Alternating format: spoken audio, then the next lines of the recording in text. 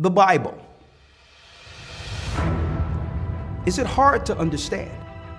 When it comes to reading the Bible, the first thing that comes to mind is the fact that this is the Word of God. The seals have been broken, and the truth is here.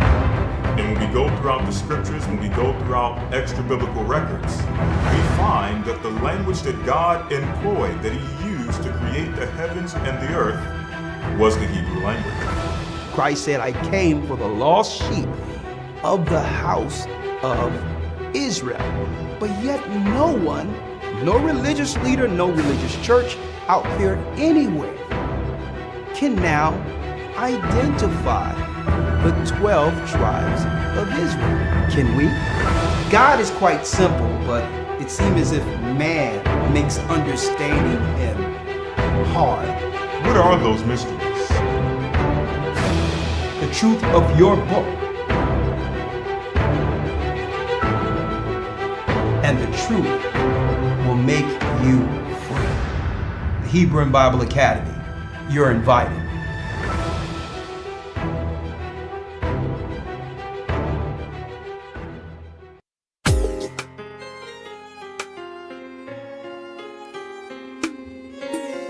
Shalom, shalom, come on in. The East is where we're from.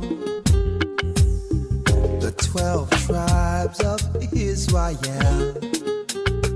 Shalom, shalom. In 721 BC, the Assyrian king, he took us down, we fell. With a great escape we went through the Euphrates. The Lord held the water still. To a land where no mankind dwelt, we went. The 12 tribes of Israel. That's who we be. Manasseh, the Cubans, Ephraim from Puerto Rico, and probably from the islands of Hawaii. The Lord is calling back Israel. Zebulon from Panama, Gad, the North American Indians, Simeon, the Dominicans. Ahayah's gathering Israel. That's right, brothers and sisters. The Most High's gathering Israel.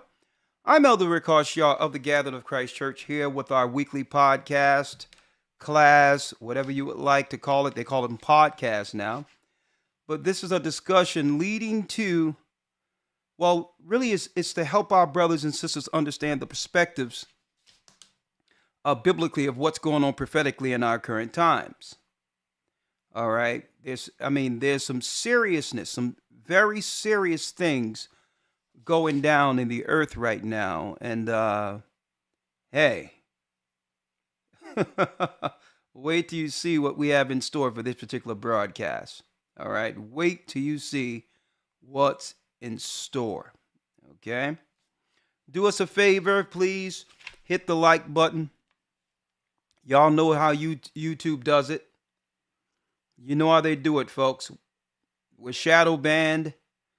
And because of that, they will not allow others to know that we are actually broadcasting. Anyone who's finding this channel want to be here. Okay.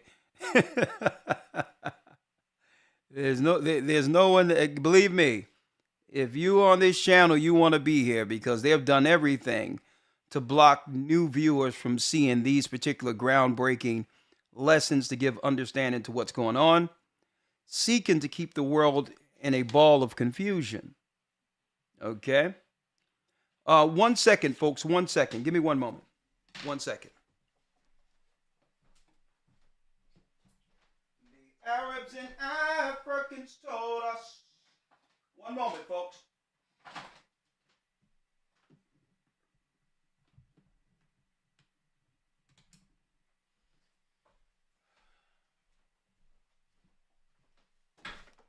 Okay. I had to plug in, directly into the system because right now it seems as if, I'm getting some type of issue One moment. 1 second. Okay, it's solid now. Yeah, I was getting some issues on the. Okay, yeah, it's green now. I was getting. Thank you for your patience. Seems like I was getting some issues on the internet side where it was going red for a second. So before I go in, before there's any issues, let me make sure nothing has changed. You can all see and hear me with no issues, so I can jump right in. Lawyer, and I. I'm good. Wilderness ready. Oh yeah, Pierre. Wilderness ready. We must be. All right, we good. All right, let's jump right in. First and foremost, as you all know, I'm Elder Rick Ashar of the Gathered of Christ Church with our weekly broadcast, and there's a lot I want to jump into, so let's go here. If there's any issues that happen with this particular stream, all right, because it's going up and down, I'm seeing right now. If there's any issues, don't worry about it. I'll fix it, and we'll come right back and pick up from where we left off if there are any issues tonight. But hopefully, prayerfully, the Most High would give us a smooth stream tonight, right? All right. First and foremost, let me go into what we'll be talking about this coming Sunday. Okay, this coming Sunday, we're going into the creation of the black church. Okay, a new theology all today out of chattel slavery, how it's really a mixture of paganism, voodoo, witchcraft, sorcery, with a little Christ sprinkled in with the Bible to give it some level of righteous credibility. Right? So we're going to go into the origin of the black church and show you that there's black overlords that were set up in our community to deceive us as preachers and pastors. The same as we see in pagan Christianity, like the Catholic Church, how they have their whole pagan hierarchy in place. Well, guess what, folks? That's right. Power leaves nothing to chance. There's no way they were going to allow slaves to learn freely in America or under captivity without overlords over them to keep the status quo. So we're going to go into the origin of the black church and show you that, let me tell you, hey, you don't have to go outside the church outright, folks, to worship Satan. I'm going to tell you that right now. Satan is being worshiped right now within the churches today, including the black church. And we're going to prove it this coming Sunday. Modern day Christianity with a serious focus on the black satanic church within America will be our full scope and breakdown this coming Sunday. And I hope all pastors are there. We have a lot of pastors in the academy. Please don't take this personally. Okay. The Bible states in times past, the Most High winked at our ignorance, but command everyone everywhere to repent. And I would submit that if the churches stood for what was right according to God's law, the progressive evil we see in the earth in America today wouldn't exist on the same level. It couldn't. Okay. So the churches are not just partly responsible. Okay. They're more so in the higher percentile concerning the responsibility to why the Western world have fallen to such depths. And we're going to go into that. And guess what? It's going to shock a lot of us. It's going to shock a lot of you. Elder Lawyer sent me some good details. We have some documentaries to go over. I have some peer reviews from the universities, how they've been studying the black church for a long time in hopes that they could keep us at bay from learning the truth concerning ourselves long enough to destroy us. Okay. And they needed those conclaves, those churches in place to keep the delusion, to keep the deception going until they could drum up enough political steam and all that and psychological warfare using the healthcare systems and everything else to destroy us. But they had to keep us distracted under Christianity. And I'm going to show y'all I'm going to show y'all that and more this coming Sunday. Overlords of the black Christian church. That's right. Satan's hub within the black church. Satan's spirit within the black church. And guess what? It's going to shock a lot of you. Some of those practices that we have come to love or have familiarized ourselves with and endeared ourselves with, certain practices. You're going to be shocked to find that they're straight satanic practices. For example, and we're going to go into this, we're going to talk about it this Sunday, Elder Lawyer. Speaking in tongues. Speaking in tongues, what we see people doing when they and all that old stuff they be doing. Folks, that's satanic. Doesn't matter whether or not they claim it makes them feel a certain type of way. It's satanic. Paul warned people not to do that. Okay, we're going to go into it. There's a lot of voodoo, witchcraft, soothsaying, divination, fortune telling. There's a lot of straight witchcraft amongst the Christian churches. And one thing I like about being an Israelite, knowing that I'm Christ, understanding God's law. One thing about the law is absolute, right? When I say the law is absolute, Satanists cannot outright hide in full sight, in plain sight, amongst those who understand the law. You can't operate in full sight and claim to be Christ amongst those who know the law, because we know what a witch looks like. Okay? So if a witch has some crystals and she's sitting there over some bowls trying to make it whistle, talking about nature, I don't care how much she try to invoke Christ's name. That's a witch. Okay? If someone comes and say, hold up, I see something in your future. I see prosperity for you. Christ has given me some insight to show your future. We know that no, Christ didn't tell this person nothing. You're dealing with a witch. That's a diviner. You have necromancers. So if someone say, I see something in your future, we even went into the details, and I'm going to bring up more of this coming Sunday, on how those who claim that a veil was born over their eyes. Well, we had the peer review information that we discussed in our lesson, witches and warlocks. Folks, how all of that is satanic superstition to get children into the priesthood of soothsaying and divining. We brought that crap from Africa into Louisiana, and we started, and that's right. Oh yeah, someone have a veil over them. They born with a thin skin over them. Well, guess what? You got it. We talking about the medicine men and the witches and the warlocks would see the baby with the veil over them and say, we need that child will replace us in time. We need to train your child in the art of seeing. Folks, that and more, we're going to be discussing in full detail the satanic operations within the black church this coming Sunday. You don't want to miss it.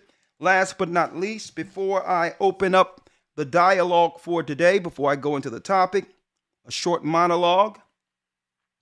June 25th, Sunday, June 25th, we'll begin a new academy in which, and that's right, we're taking enrollments for that right now. And folks, this is going to be the Academy of Academies, okay? We're dealing with the spiritual warfare, darkness against light for this academy. But we're going into the master class, which is archaeology and history for each lesson. Okay? This is the time in which you get the proof. Okay? Proof that cannot be questioned concerning the truth of the Bible from one lesson to the next. Charts, timelines, archaeological facts. Everything will be a master class from the creation of the universe until what? Until the judgment of the gods at the very end when Christ returns, okay? So each week we're going to have what? You got it. Archaeology, history, timelines, as well as chronicle charts, everything you would need. Now, we have a lot of this stuff in the academy now, but we're going to make a focused effort to make this strictly school for 3 full months, giving us the history that was lost in chattel slavery, before slavery. The history of our travels from Zion here into the Americas. And guess what? We're going to prove beyond any shadow of a doubt that the Bible is a living history book. June 25th is going to be a master class. You have to be there. If you've been in the academy before, it's going to be on another level, because it's going to be about the chalkboard. It's going to be us not just sitting there talking with you. We're going to go to another frame where we're opening that board for you. We're bringing down the charts, which showing the timelines. That's right, folks. This is going to be the one, and I hope you are live with a seat in that academy. You don't want to miss it, okay? It's Sunday, June 25th. Go to historytimes.org and enroll. So let's jump into the broadcast. Let's jump right in. What will befall a broken world? What will befall this broken world? What is the future for America? And before you answer that question, okay, and I want you all to answer this in your own way. At the back of what I'm about to show you, okay, I'm going to need to know, brothers and sisters out there, what are you prepared to do? What are you prepared to do in respect of what's pressed against us and our children? What are you willing to do? Because they're not going to stop. When I say they're not going to stop, let's go in. What will befall a broken world? Let's go back to when I was coming up a little bit, right? Let's go back to when it was all red, white, and blue, apple pie, Elvis, and John Wayne. You had John Wayne. It was all about masculinity, right? John Wayne. Who all remember John Wayne? Fast on the draw. It was all about masculinity. Little House on the Prairie, right? And then down the line, we started having other movies, right? Now, this is primarily white, but I'm going to just show you the American image. Years ago, where masculinity reigned. All right? When a man wasn't shamed for being a man. Martin Luther King, a proud black man that can stand before all. Right? A sea of people standing before someone with class, prestigious, well-spoken, highly educated, and plugged in to what was really going on politically in the world at that time, and was seeking from the pulpit to make a change. Now, whether anyone else can agree or disagree with the politics of Martin Luther King, no one can deny that he was an image of a strong black man. But when he was coming up, there was John Wayne. Look, someone said it. Look, someone must be looking at my my talking points. Someone must be looking at my talking points. Huh? 1 second, folks. 1 second. Someone must be looking at my talking points. Shaft. Someone must have been looking at my talking points here. Shaft. When men weren't ashamed to be men. Right?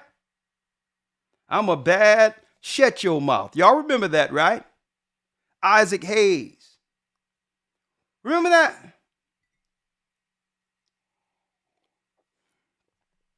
Look at this. I need y'all to check this out, brothers and sisters. Shaft. When the women were dainty, when the women respected the authority of man, when men were celebrated as men. Now, why am I going here, folks? Because when you have men like this, and at the same time, all the movies out there are pushing the idea of a damsel in distress, right? We grew up Snow White. The prince go find Snow White, vulnerable, right? The damsel in distress. Every movie had a damsel in distress. Someone tied to a train and the hero comes and save her from the evil villain, right? Damsel and this, remember that? Y'all remember that? Damsel in distress. I'm gonna show you where I'm going. Stick with me. The dastardly villain right here gets his due and the damsel is saved. Now that shaped in of itself within our society, folks, an inherent spirit to protect family and nation, even if it meant spilling blood on the battlefield. Okay? That damsel represented what? The wife who would bear our children. And that we were willing to go to war. It doesn't matter the war. To save legacy. So that image of a strong man sustained America. Now, of course, America had its own issues. Black on one side, white on the other side. And I'm going to people wonder where I'm going here because this is Bible based, but I'm showing you something here. We had our own internal issues. Black on one side and white on the other, but guess what? What we all agreed on. We agreed on that image. Where a woman didn't have to ask, where are the men to protect me? There was no question about men protecting women because it was ingrained within the social construct. It was ingrained within the social engineering, the programming. The image of protection was the American way. Now I'm speaking just on the surface here, right? Damsel in distress, right? And now what? Let's fast forward to 2023. The image. Hit that like button, folks, please. Hey, we're about to hit it. We are about to go and hit that like button, please. Why have there been such a shift? What will befall a broken world? Now, what makes this world broken? Well, the image of God is male. Man first, the woman, right? Then the child, which brings forth life. That's the image of God. From a religious standpoint, a biblical standpoint, God, Christ, man, woman, children. The divine order. Okay?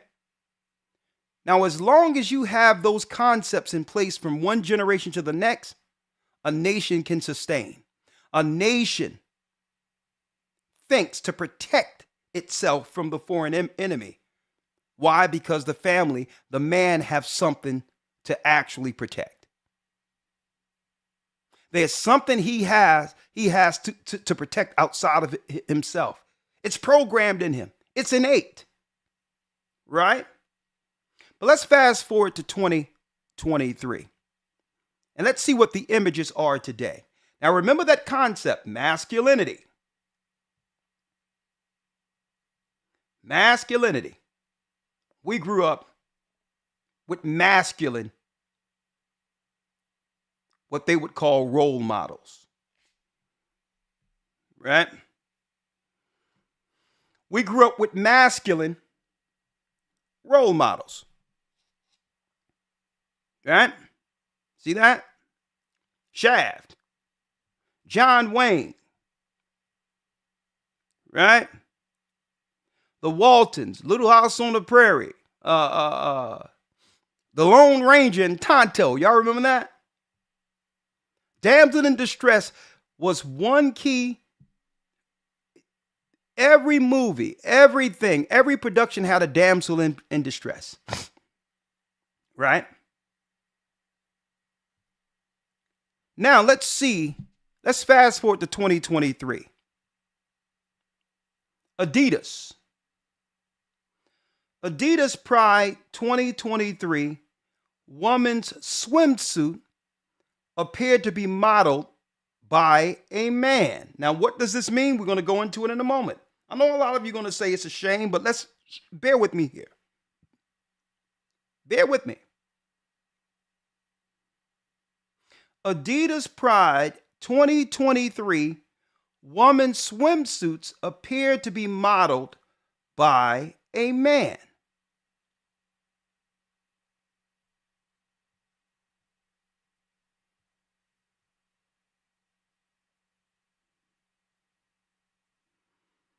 Now, that's a man in a one piece.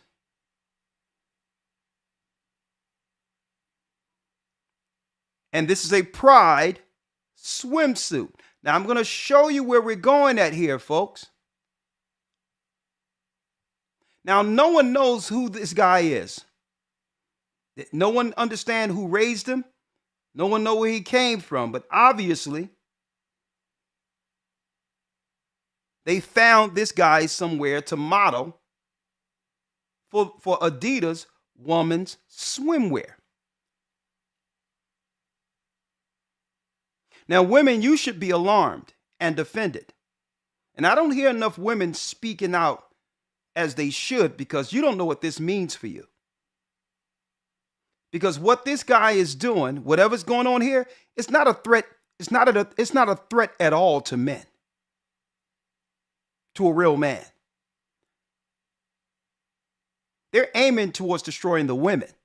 Without the women, there'll be no children. Right? See?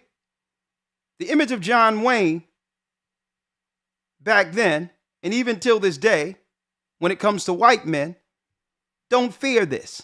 This has no bearing or no threat, has no threat at all to a man. We, being the modern day shafts, all right, black men who aren't ashamed to be men. Folks, this doesn't threaten us at all. Sisters, I'm going to tell you this right now. And I'm going to show you where this is going. I'm not pointing fingers. There's not a blame game. I'm just showing you where this goes. Because suppose this jumps in front of you and become the new damsel in distress.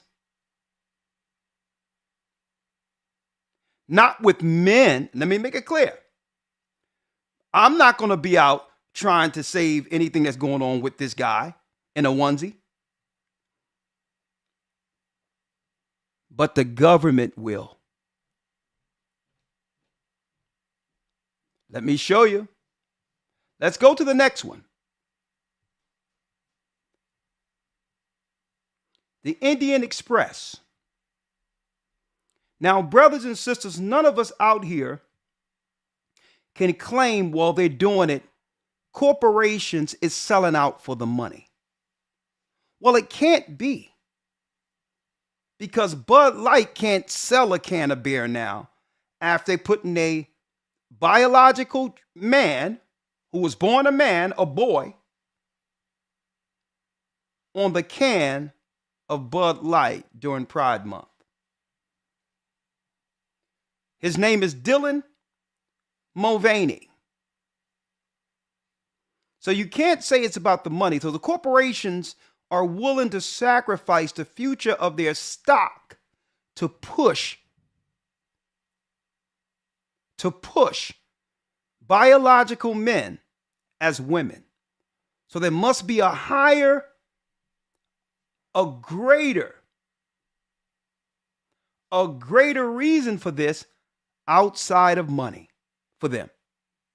Somehow they'll profit, even if losing money. And this is what I want y'all to understand, brothers and sisters. For years, we've been scapegoating the fact that, well, these corporations are selling out. They're doing this because of money. Well, Bud Light can't sell a can of Bud now. They've intentionally offended their base. Right-wing, white Republicans or white men. That's the base of Bud Light. So they knew going out that they would probably offend their base. So what are they gaining by losing money but pushing men as women? How does that benefit the corporations? Make sure you mark that because we're going to put the money to the side, folks. We've been scapegoating and moving all around thinking that, well, okay, it must be the money. This is why corporations are doing this, because it means money. Well, it can't be money, folks.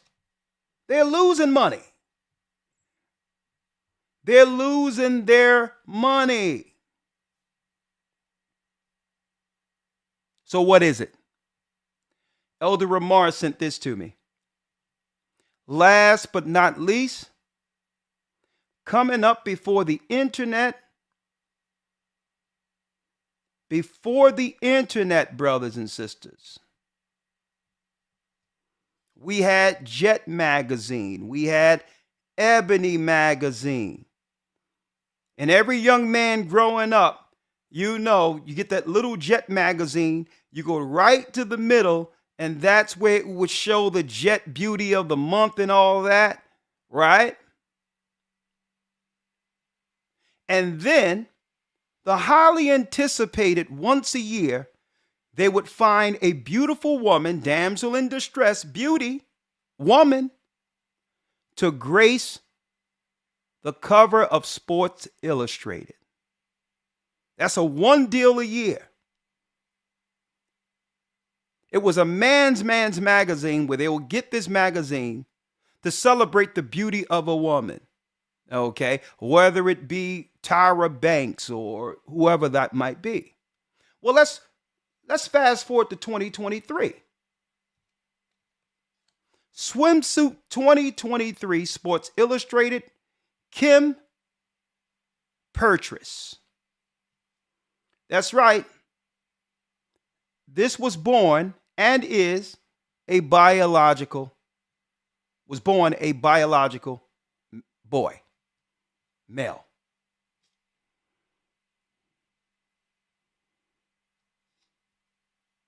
So why are they turning things upside down? And what will befall a broken world?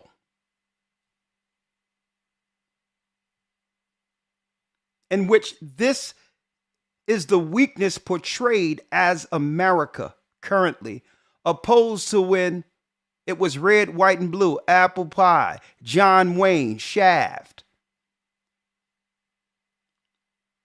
A male-dominated strength. The image was strength in America. And guess what? All nations on the outside of America feared that strength because men had something to die for and were willing to die. And was willing to die for legacy, for family. But what are we showing now? What is the image now? The image is man can now be woman. And what does that mean? There's an outright attack on the women. And by proxy, by default, the children. See, these Satanists are very patient, folks. Sports Illustrated. Need y'all to see this. Sports Illustrated. See, those Satanists, they are very patient. That's a biological, he was born, that was a boy right there.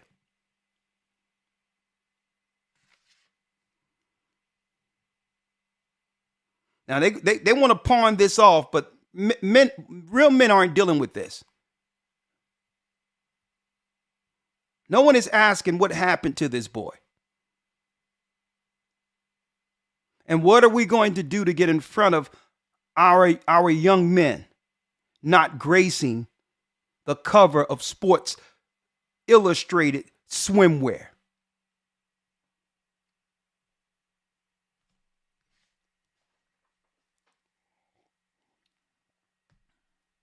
They were very patient, folks. See, and this is why I feel sorry for this generation in particular. You know why I feel sorry for this generation? Well, brothers and sisters, these Satanists were very patient. See, when I was coming up, men couldn't pawn themselves off like this because there was no place to hide. There was a clear understanding of what a man looked like and what a normal woman looked like. And that there were very few people walking outside every day with costumes. So they were very patient.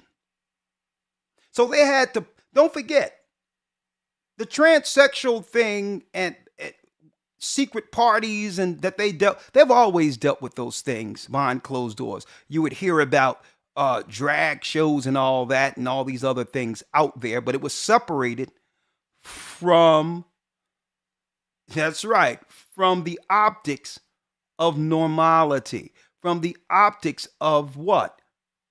Society. It always existed. It always existed. But they had to make it where the majority of people would come out with costumes so that now these others who had to be tucked away, private to themselves, can now have a safe space amongst the population.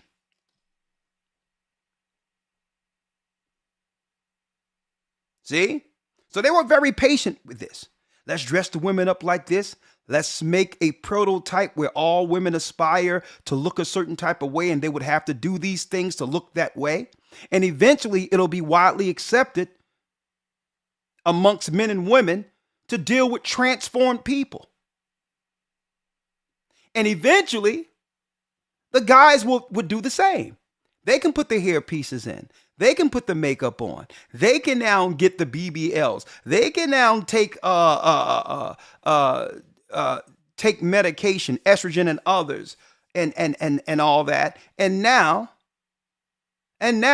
get access to everything women had. That's right. They have found a way to have white men take from what's left of black women. All they have to do is identify as one. And our sisters are struggling as it is. Amongst the women, they're struggling. And now they have to worry about a guy deciding to be a woman who automatically, if that person's white, that's right, has a political advantage over our women who are suffering. Now, that's not my opinion. Lawyer, I hope you're looking at this because we're going through it real quick. That's not my opinion. You know I bring the facts. Hit the like button for me, please. I bring the facts here. Fact sheet. So y'all can't claim I made this up. whitehouse.gov. Okay? I'm not embellishing. When I say I bring the facts, this is the fact sheet from whitehouse.gov. Biden, that's Joe Biden, Kamala Harris administration releases first ever federal evidence agenda on LGBTQI plus equity. Now, what does this mean? Now, this was as of January 24th.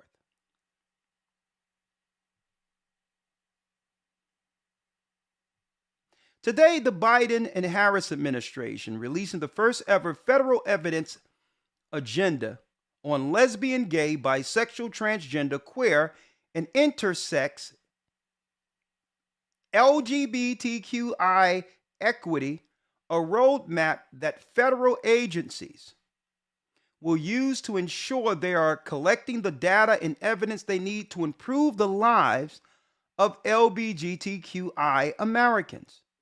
This evidence agenda delivers on a commitment made by President Biden in a June 22 executive order on LGBTQI equity and is an important step forward in the administration's work to expand the federal collection of data about sexual orientation, gender identity, and sex characteristics, SOGI data, and advance equity for LGBTQI Americans. Now, what they're not telling you here, folks, and I'm going to go further, in order for them to roll out this agenda, that's right, the Biden administration had to sever out a budget for this particular initiative. And we're talking millions upon millions of dollars. Millions upon millions. Now, these millions aren't going to protect our people or to help our sisters who are now being put out or up to their neck over their head in debt. You have a white man who was he could be the great-great-grandchild of a plantation owner. He can now claim to be a woman and get access to all the finances that belongs to minority women, which are our sisters who are suffering.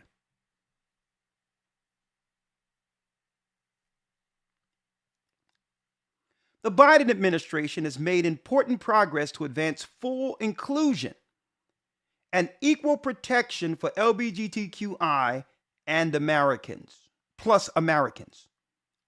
However, the effectiveness of this work has been limited by the incomplete information on the number of LGBTQI people in the United States. So they need to get a bead on how many people that can benefit financially from this particular initiative. Now, in order for them to get the money they want, they have to have more people identify as gay or one of these letters. Now, here's a political money game I'm dropping here. How they do it. People in the United States, they're experience engaging with federal agencies and the disparities they face in their daily lives.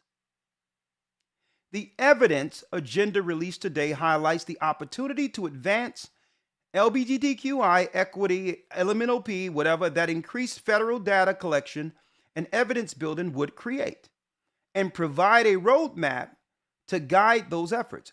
Grounded in evidence, the agenda builds on and continues work taking place across federal agencies and integrates knowledge and expertise from numerous of community leaders and technical experts, both inside and outside the United States government.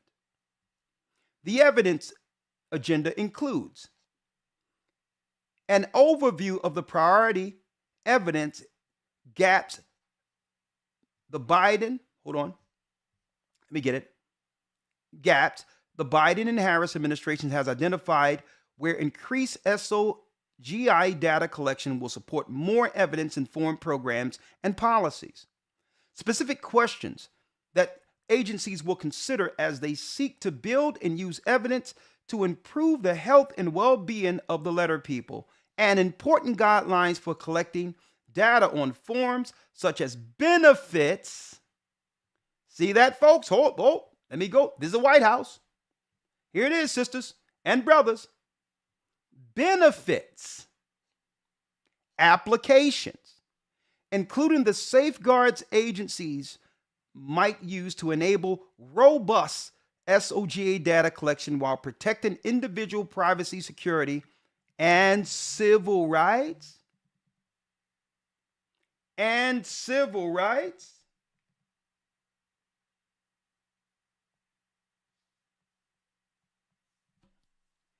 And civil rights.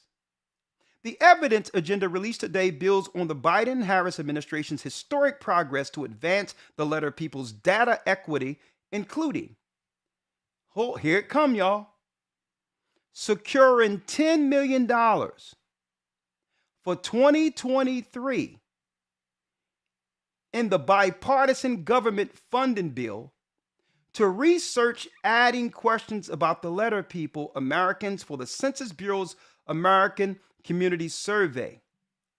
So it's going to be financially advantageous for those who want access to financial help in our community to identify as gay. Or they can't get access to this $10 million. Now, this is one of many bills Biden have passed from year to year since getting elected, having given our people who voted him in one red dime, nothing. But if they want to get access to some help in our community, they're going to have to, on the census, identify as gay. So this is why I asked when it came to these, I'm going to come back for a second. When it came to these campaigns, Adidas, and these campaigns of Dylan Mulvaney, a man like dressing like a woman, gracing the Bud Light can, I was asking, well, if the corporations are losing money, what are they benefiting? They're promoting something. They're promoting something that will benefit them in the long run. Right? It has nothing to do with money. It has everything to do with pushing a satanic agenda. That's prophetic. They don't even care about the money. The money's, even the government money, is going towards the children and others who will outright state that they identify as gay. More. Releasing one of the largest LGBTQ inclusive federal household surveys through the Census Bureau, Pulse Survey, which provided vital and timely data about the higher rates of economic housing. What? Economic housing? While our people are getting put out on the streets, living in tent cities? Economic housing, food, while our people starve, insecurity that the letter people households faced during the COVID-19 pandemic. So what did gay people experience that straight people didn't experience during that? People are people, right? Releasing a comprehensive consensus study from the Department of Health and Human Services on measuring sexual orientation and gender identity data to inform research on how to best serve the letter people who are Americans, and improving the ability of all Americans to accurately provide personal gender identity information on federal forms, including by offering passports with X gender markers for the first time, and removing onerous requirements for updating gender information with the Social Security Administration. Folks, they passed this right up under your noses. When I say I'm bringing the facts, I'm bringing the facts. All of our people suffering, and in order for them to get access to some money that will give them immediate help, they would have to identify as one of these. And I started off with showing that at first it was about the man, the image of man. A strong man represented what to the world? A strong nation. And the women had protection. There was no women nowhere back then talking about there's no men to protect me. The damsel in distress was socially engineered into the psyches of all men who are willing to die for our women. But they seek to break that. Even in the wake of losing money, they have a man donning a one-piece for Adidas swimwear. You talking about some psychological warfare. Now, like I said, this doesn't threaten me. This doesn't threaten a man. This threatens women.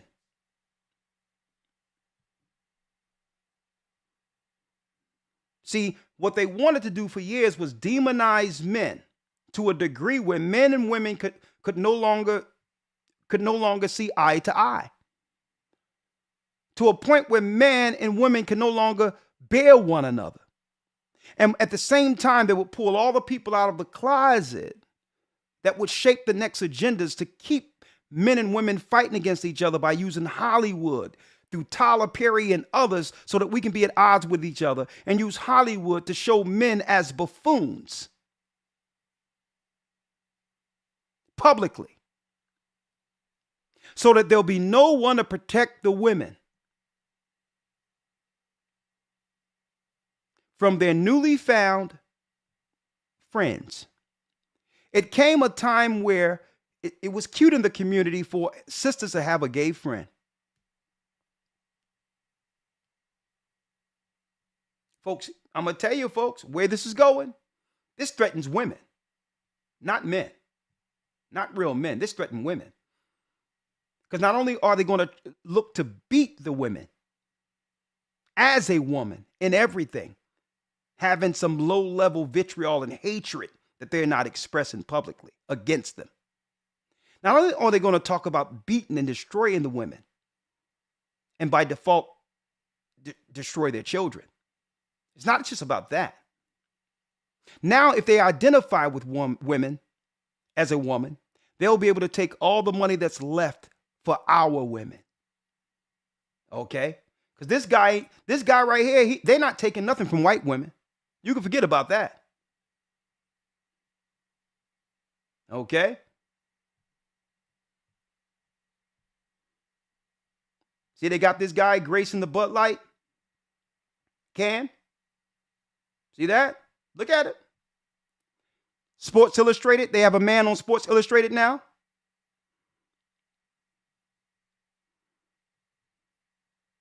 And it started out well before then, when a lot of our so-called athletes got up and cheered Bruce Jenner as Caitlyn. As what? Sports Woman of the Year?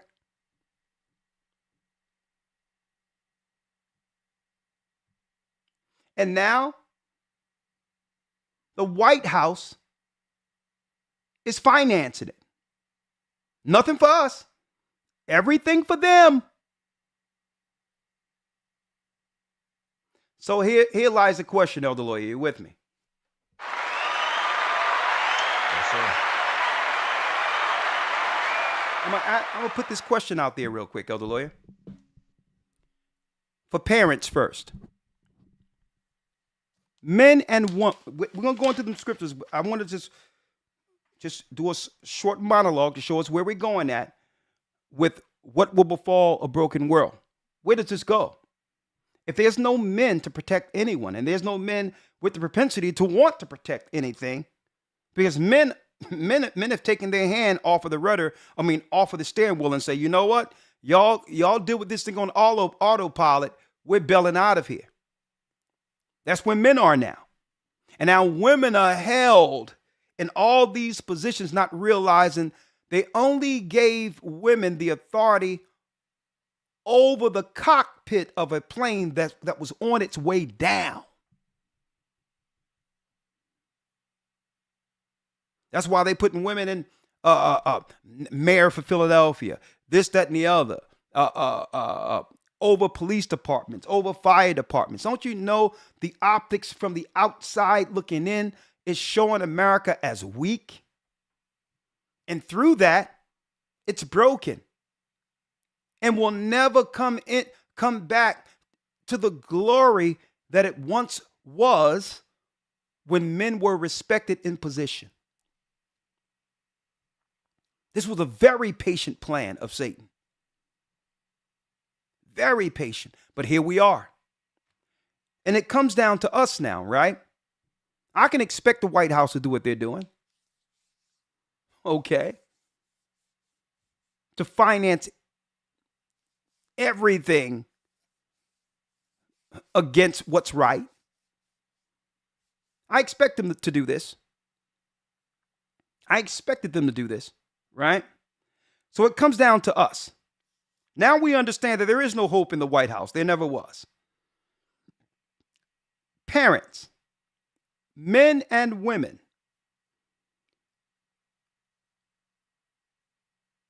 what are you enacting? What are you willing to do to get in front of the sodomites' influences on our children? Or is it too late? I'm going to put that out there again. Parents, men and women, what are you willing to do to get in front of the sodomites influencing your children? Or is it too late? I frame that question that way. I know it's very provocative. It's out there to have you think outside the box. Is it too late? Or should we take a concerted effort to understand that these people are getting financed by the government as influencers? Listen to what we're telling you here. Let me read this. I'm going to read this. Bud Light, the U.S. top-selling beer of 2022, according to the online liquor retailer. Right? Hold on.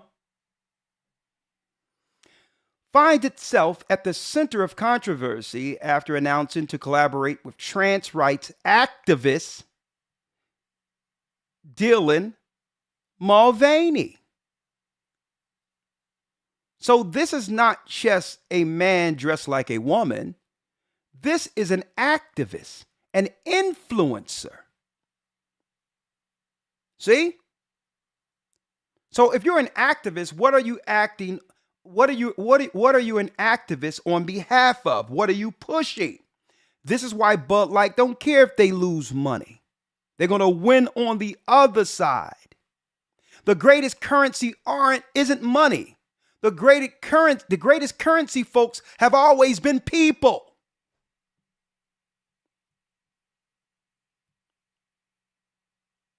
Hold on, other lady. Bring it in real quick.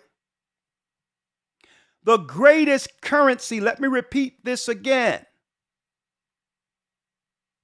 Let me repeat this again.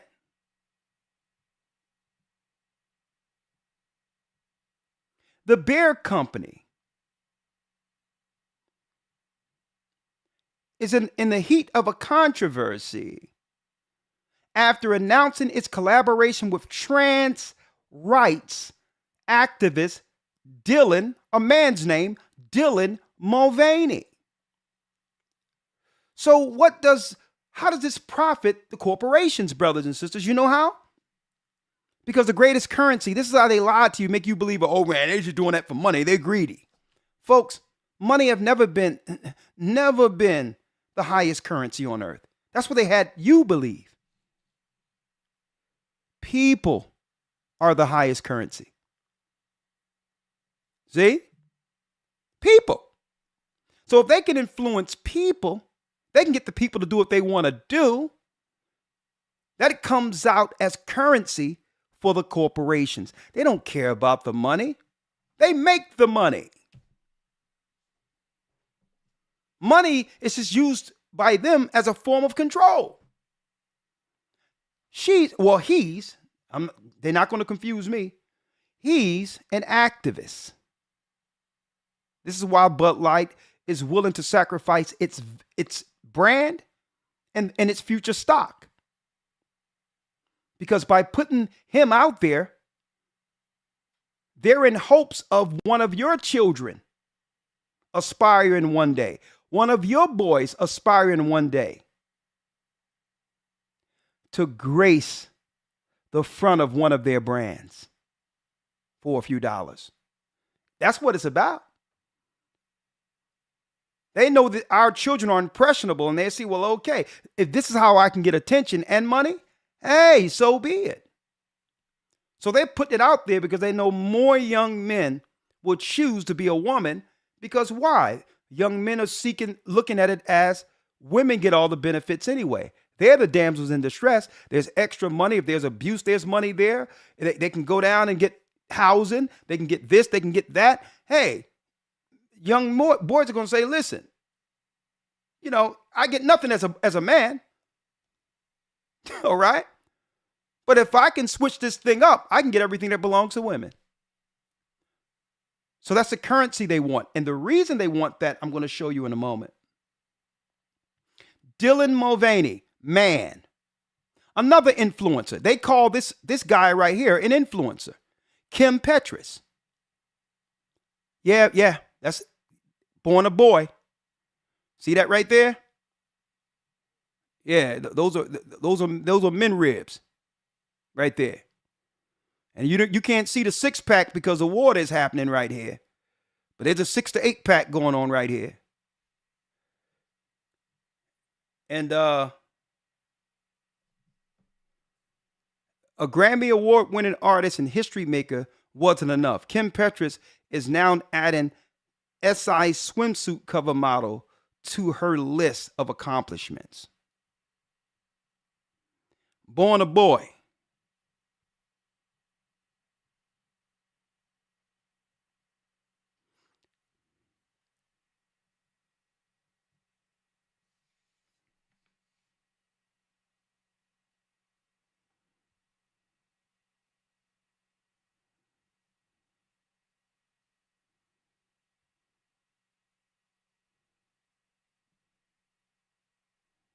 Influencer.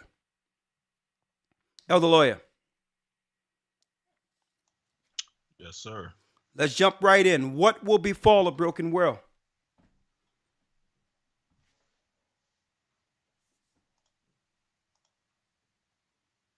So on you. All right. Did you want me to go into the scriptures or?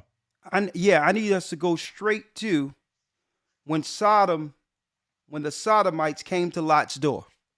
Because Yes, sir. This is what will befall the world. People don't know. It was never about equal rights or being able to have property rights to a partner like they claim. It was never about marriage with them. Okay. It was, all in all, this is my opinion, allegedly. All in all, when I look at this agenda, what does it have to do with marriage? No one ever stopped them from getting together and having legal papers to leave things to. Hey, I'm an insurance guy. You can make anyone the beneficiary of your estate or your finances or anything with a will, regardless of whether or not it's male or female. So when they told me, well, we want to be married so that we can have the same rights as straight couples when it comes to things being left to our loved ones and our partner and all that mess. I'm like, come on, man.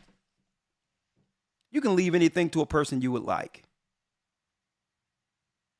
It was more so as a way to mock marriage and to devalue marriage before the world. To devalue it to a degree where even man and woman don't even take it as sacred anymore, as anything sacred.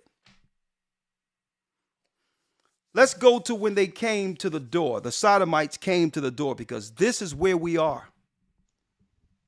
Let's go.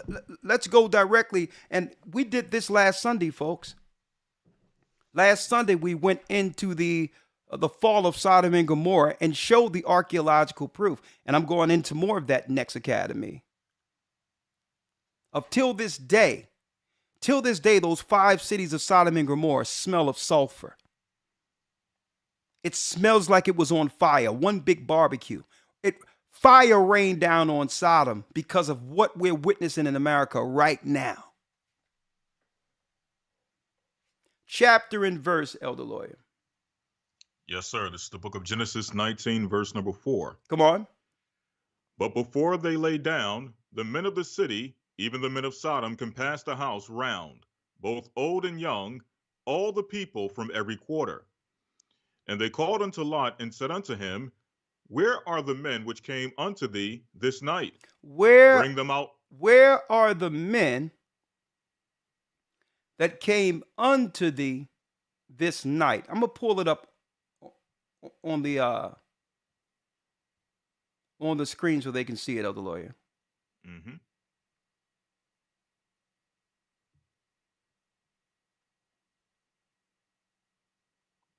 Hold on.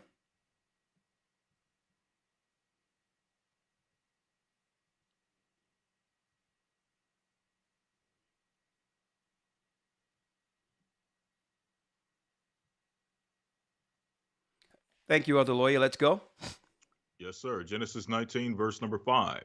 Yep. And they called unto Lot and said unto him, Where are the men which came into thee this night? Bring them out unto us that we may know them. Bring them out to me that we may know them. Folks, the 2 men who walked into Lot's house were actual angels. The Sodomites had so much political pull and power that if any stranger would come into the city, it wasn't long before everyone knew that a stranger was there that could either rob, scam, or physically deal with. Scamming started in Sodom and Gomorrah. We went in that too. How you see this guy, this so-called Umar Johnson, run around talking about since 2009, give me some money for some school for boys for school for boys and all that. That was Sodom and Gomorrah, folks. Finding new schemes and ways of taking advantage of people with false promises. That was Sodom and Gomorrah. So it wasn't just the immorality that came through perverse sexuality. It was, so all of these things that happens when you allow immoral behavior amongst civilians, the undertones of all of that is molestation, scamming, everything against family. All of that is the spirit of Sodom and Gomorrah. But when it came to its height, they were so politically dug in, brothers and sisters, that if new people came into the city, these so-called politicians, these sodomites, were on it. 2 men came into Lot's house, the righteous, and they said, what? Let's read it. It says, Where are the men which came into thee this night? Bring them out unto us that we may know them. Bring them out. These are men now. Bring them out so that we can deal with them. This is what happens when you allow scamming, evildoers to fester amongst a community. No one's safe. The children are molested. The women are taken advantage of. And eventually, it creeps its way up to the higher rungs of the political system. To where now they feel entitled to the people in your home. They feel entitled to them. So what happens when they get over your learning institutions called school, which is indoctrination centers? What happens? Well, when you're at work, they feel they're entitled to your children.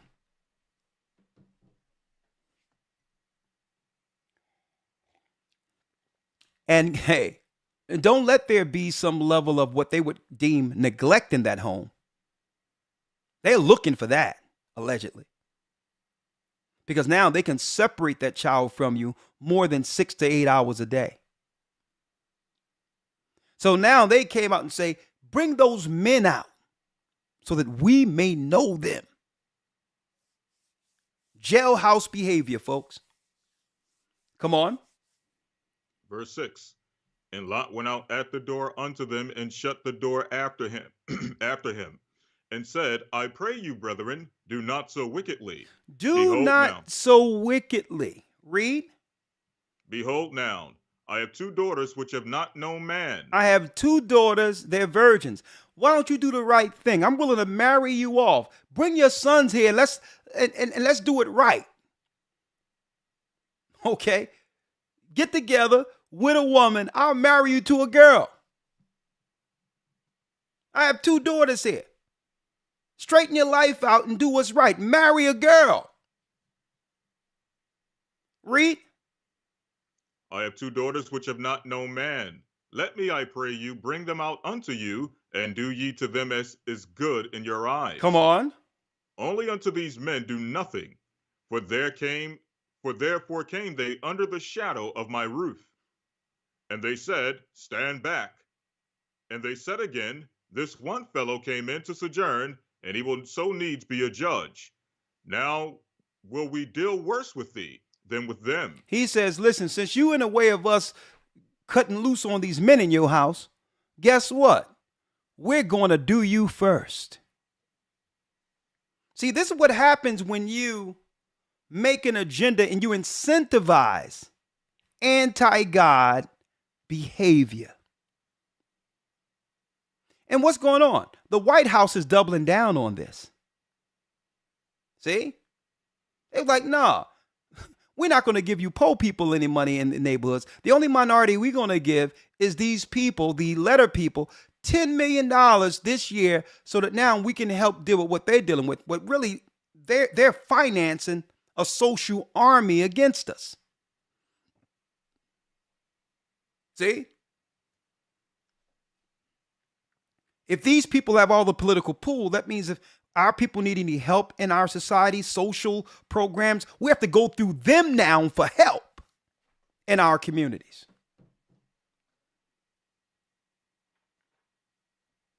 He will need be judged now. We will deal worse with thee, read. Than with them. Come on. And they pressed sore upon the man, even Lot, and came near to break the door. And they came to break the door, folks. They tried to break down the door. They felt entitled. You in our town. And this is what happens when these people gain notoriety and political power over the cities. They feel entitled to the people. This is Chicago belongs to us. Philadelphia is ours. Your children are ours.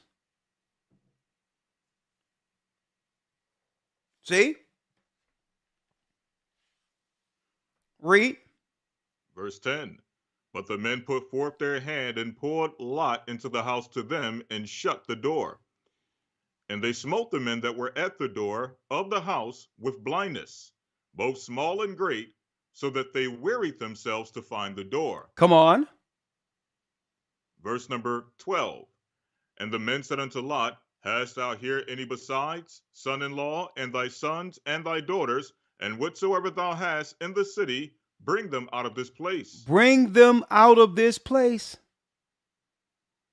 Now, before this, right before this, these angels sat at meat with Abraham a day beforehand. And Abram prayed to our God Almighty, Ahayah, prayed to him and say, will you destroy the righteous with the wicked? If there be 50 in the city of Sodom that you're sending those angels to that are right, will you save the city? And our God said, Abraham, for your sake, if there's 50 righteous, I'll save the city. Then he went down 50, 55, 40, 45, 40, 30, 35. If there's 10 people right in the city, we'll save it. The angels told Abram, we're going to walk at night and walk 24 hours and walk through the city of Sodom. If there were 10 people right, he would have saved the city. So obviously, they were able to indoctrinate the whole city into this wickedness. Hence the reason why we see a bill that can go towards the LGBTQ letter movement while our people are suffering in the streets, living in tent cities in a free country, one of the most rich countries on earth. They're living outside. But yet there's money for those people only if they can identify as a different sexuality.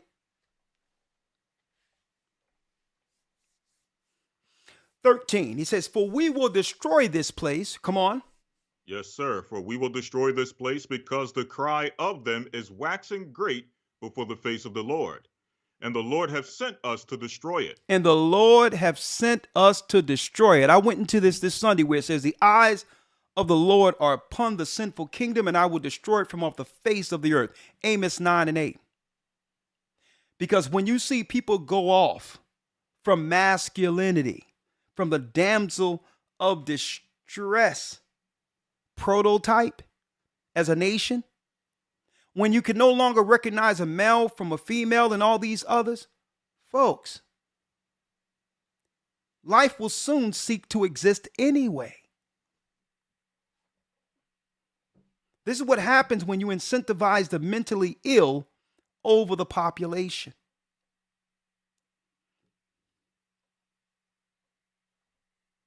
See? So the angel said, Lot, get your family together. We're raining down on this place. And folks, there's proof right now. Listen, the Jews be over the Middle East. They know what I'm telling you is true. They know that the Bible is real. They know there's archaeological proof of all these areas that were destroyed by our God. But yet they don't talk about that, in the Western world. On how everything that God destroyed in Sodom and Gomorrah is on steroids here in America, and America will soon face the same fate. See? I'm going to tell you. Read on, Elder Lawyer. Sir, verse number 14. Come on. And Lot went out and spake unto his sons-in-law, which married his daughters, and said, Up, get you out of this place, for the Lord will destroy this city. But he seemed as one that mocked unto his sons-in-law. So he warned his own sons-in-laws. He warned them, and they mocked him. They're like, man, get out of here, man. Ain't nothing going to happen. The same as when you speak to your family and people. Mm-hmm.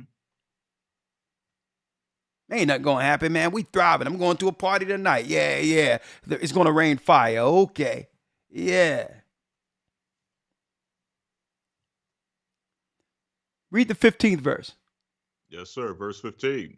And when the morning arose, and the angels hastened Lot, saying, Arise, take thy wife and thy 2 daughters, which are here, lest thou be consumed in the iniquity of the city.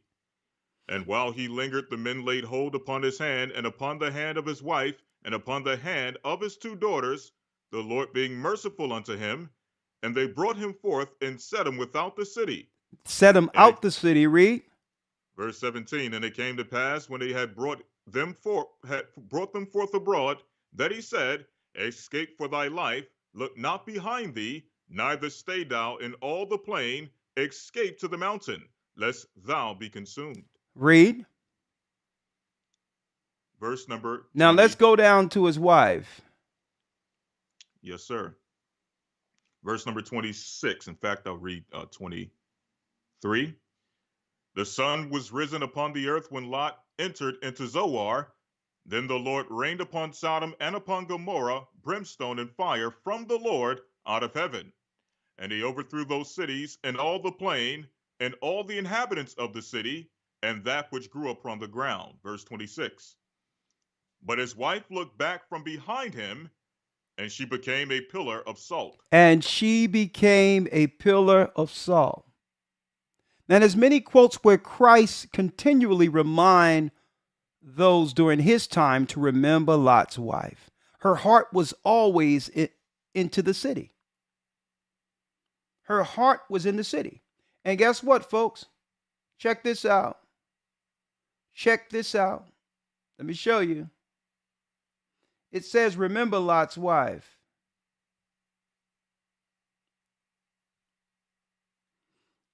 There go a picture right there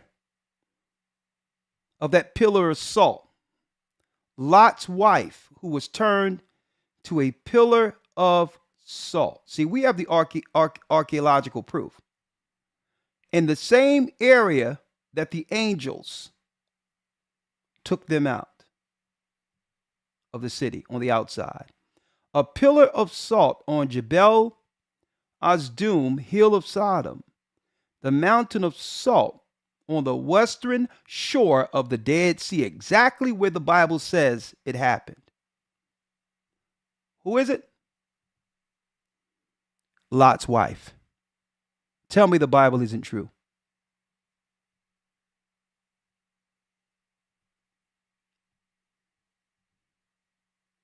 Tell me the Bible isn't true. Remember Lot's wife. The fire is coming. Now, an elder lawyer, real quick. Let me put this out of the way. I wanted to show that real quick. Remember Lot's wife. Now, some people might ask, well, how is it in the corporate structure's interest to do this to a country that was once great? What do they get out of this? Well, it tell you in Revelation 17 that the 10 horns will hate the whore, and burn her with fire. First, you have to present America as weak. The 10 horns is Europe. They're behind all of this. They're the corporations that has made America weak or naked before the world. And they want to portray America as weak so that they can have power 1 hour with the beast. So at the end of it, Europe will rule before Christ returns. They're pulling the plug. They are pulling the plug. They've placed America on cruise control, folks. And guess what? There's no one at the helm. There's no one at the wheel. Just a matter of time. So viewing Lot and what happened with Lot's wife, it comes down to we've gone to our family, we've talked to our family and others and let them know what time it was. And guess what? Have been mocked, just like Lot's son-in-laws mocked him. And it comes a time where we really have to save ourselves from the fire to come. That's what it comes down to. But in the interim, because we do have some time, we have some time. In the interim, what are we willing to do to protect our children from them? And I want to hear this. Now, when I speak to y'all tonight, understand we are on a public forum here. We cannot threaten no one. We can't claim to do harm to anyone. But there's things that you can actually institute in your home to secure your children from these influences, from what they're pushing.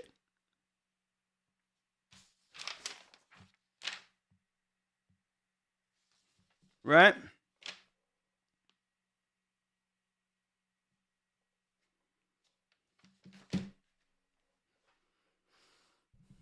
Right? And I know some people are saying, well, hold up. This is a Bible show. Why are we showing some of these things? And I know it's offensive and all that, but folks, I'm going to tell you this right now. And it's upon adults to understand when we're bringing something forth to protect minors. But if we don't get in front of you and show you what's going on, guess what? What do you think those sodomites are doing in our absence? Here's the reality of the world we're living in today. Here's the reality where they're willing to show a man in a onesie calling them a woman without any women pushing back on, in number. I'm gonna tell you, man, and this is what a lot of things I don't like. Elder lawyer, is misplaced outrage. Right. Misplaced outrage. You would think that sisters would be equally outraged with a man in a onesie claiming to be a black woman. Just as outraged when they see a cop shoot a black guy. Where's your outrage? When you see a man have been emasculated as such, that doesn't seem like death to you? That don't make you inquire to what have happened to this boy? Who dropped the ball on this child, or who adopted this child that he would grow up and be happy with a onesie in a swimsuit? Misplaced rage. We are enraged when they trigger us to get enraged, when it benefits them. What are we going to do to get in front of this? Or is it too late? Other lawyer, you have the last word before I open up the calls, because I want to hear what the people have to say. Yes, sir. Well, if you would like, we can actually go straight to the calls. I'm actually interested to hear some of the responses and some of the insight of the brothers and sisters to see what their thoughts are, of course, of what they saw, but also what are they doing as far as getting their children, getting in front of it to ensure that their children are protected from this type of imagery, this type of propaganda. One thing I would like to mention, as you just stated, we know it's tough. It's hard to look at these types of things. It's a sword to the eyes. But the reality is that we sometimes have to show you the fullness to some degree of what they're promoting, because the reality is that for their side, they're not curtailing the imagery. They're not curtailing their message. They're coming straight forward and showing exactly what they desire to be the messaging for your children when you're talking about shows. I don't know what term you would use for these types of shows, but you have men who dress up like women and read story time to children. And along with that, it's called drag story time. Yeah, drag story time. I'm trying to curtail the language. I'm not sure exactly what we can say on here, but nonetheless, yes, drag story time, along with drag. What would you call it? Where they're dancing for children. They're doing obscene dancing in front of children. Yeah, what would be the? Yeah.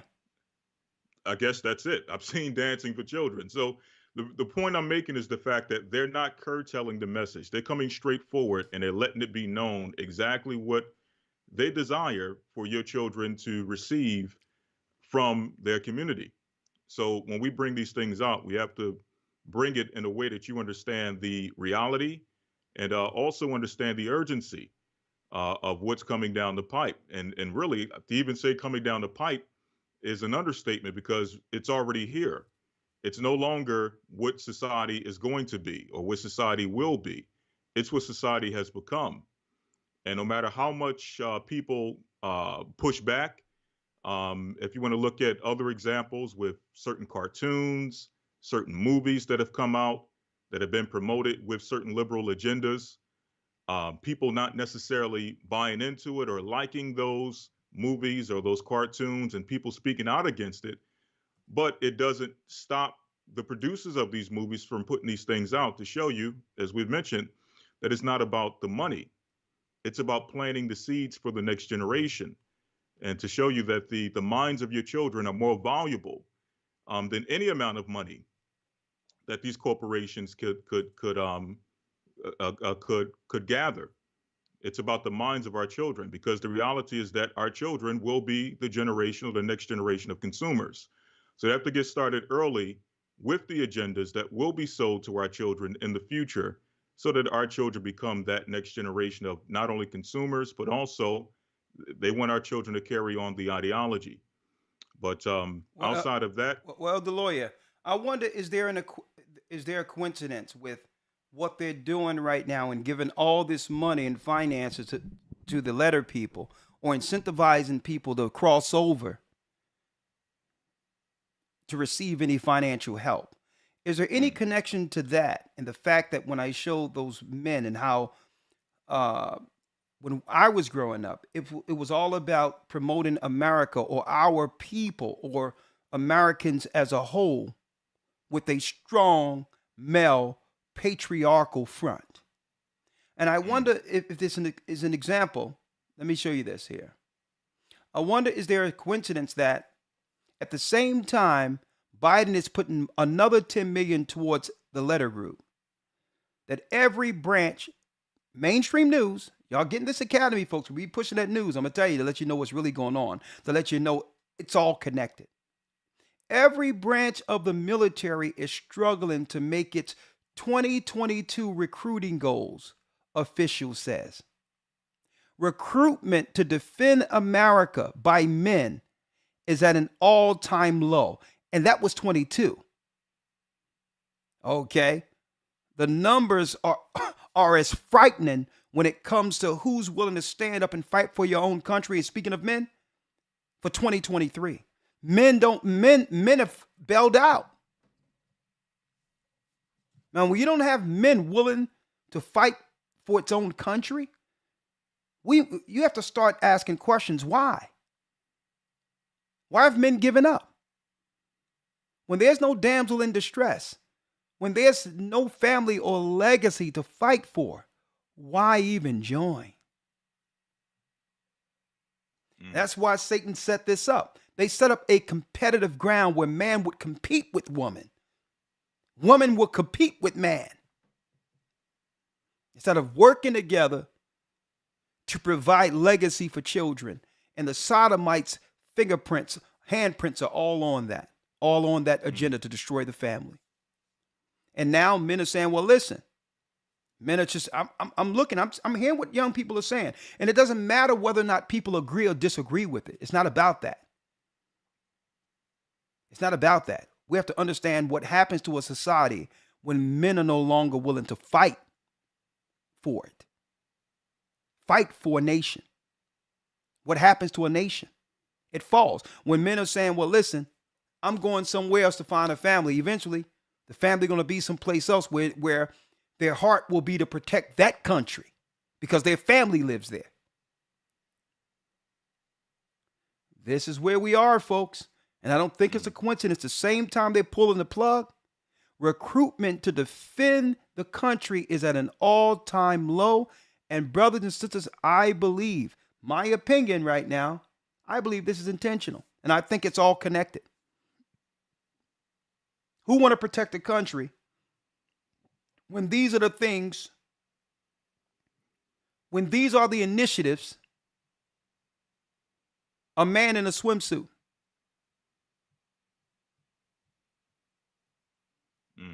a young man on a Bud Light can. Bud Light used to represent masculinity, especially amongst the whites. Who want to fight for a country that doesn't respect the men? That is willing to show their young men born in the country emasculated before the world. And then who's going to protect the women and children then? If men no longer are willing to protect them. And it's a tough deal when it comes to protection, because protection comes with a trade-off. Men really don't have the propensity to protect anything that they can't correct. And it all intertwines into the same thing where men are saying, you know what? The country have made me useless. I don't feel any usefulness to protect or to build or to do anything. There's no appreciation anymore. And the only men that are celebrated that our children can see are men who are willing to choose to be girls. 515-605-9327. Come on in. I would like to really hear this, and keep in mind, June 25th begins a new Hebrew and Bible Academy. We're going to have a master class where we're going in strictly in archaeology and history. We're going to hit those chalkboards and break it all down. You have charts, everything. You're going to have, it's going to be school with a Bible lesson. So the whole theme is going to be the master class, archaeology and history, 3-4 months of straight archaeology and history in the academy starting June 25th. Go to historytimes.org to be a part of it. Okay. And this academy, I'm getting great reviews. People are telling me how outstanding it is, how we're breaking things down, because we're breaking it down, the light against darkness, the spiritual realm, good against evil, so that brothers and sisters can choose a side and know what there's a definite line between light and darkness. So if we can show forth what that is, it gives brothers and sisters within the class the information to show others on how to choose a side. What does darkness look like? And what is our fight against that darkness? Okay. So we're going into spiritual warfare throughout this 3 months. We have what, three more lessons left, 2 more lessons, well, 3 more left. And then we're going to jump right into the next installment, June 25th. So I hope you're there. historytimes.org. All right. Now let's jump on the lines here. The lines are open. Let's jump on the lines. Another lawyer, you can share and with answering a few questions with me. Yes, sir. Let's see here.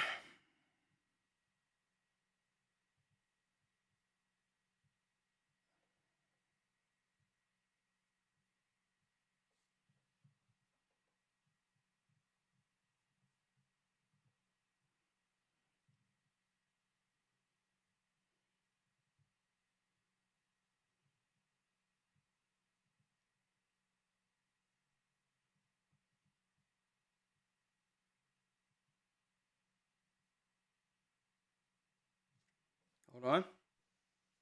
Welcome to Blog Talk Radio. Please enter your host PIN.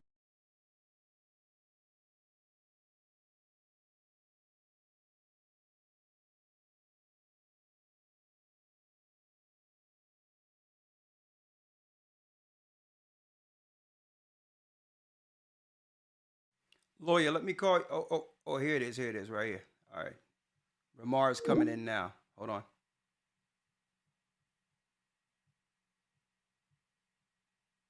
All right.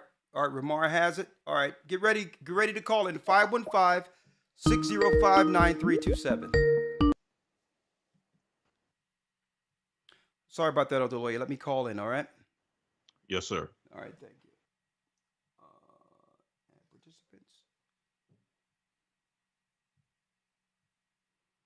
And I need to hear your opinions out there, parents, men, women. What are you willing to do to get in front of these sodomites influencing our children?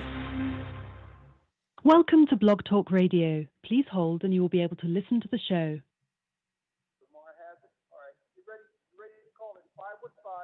Unmuted. 832 area code. You have a comment or question?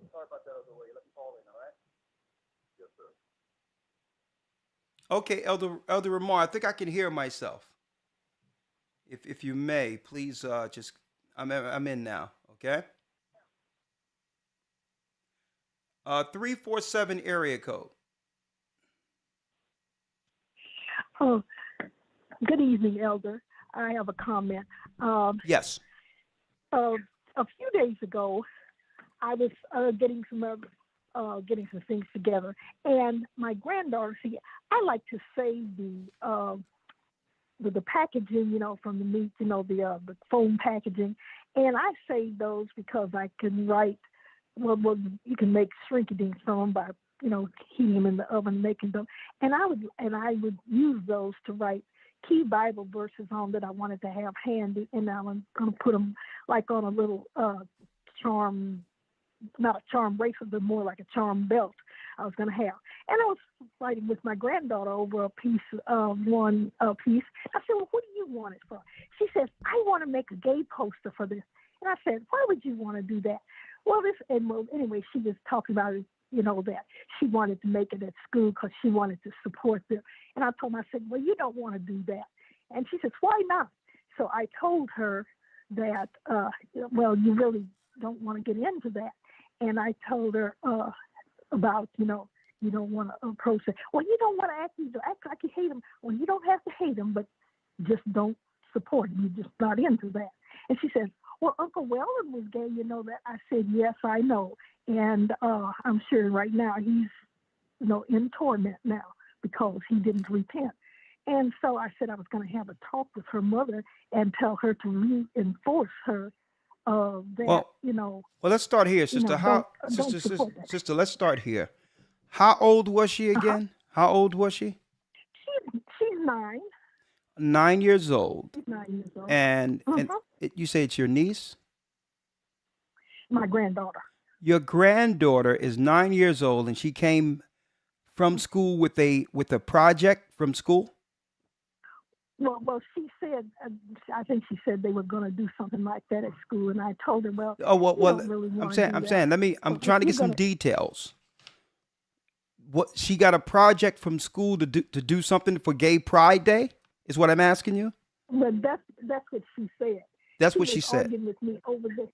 Yeah, it was what the phones that packaging that meat comes in, like white phone packaging. Yeah. And I would save those because you can put those, with heat, it'll shrink and harden into hard packaging. Okay, well, here's the question. Here's the question.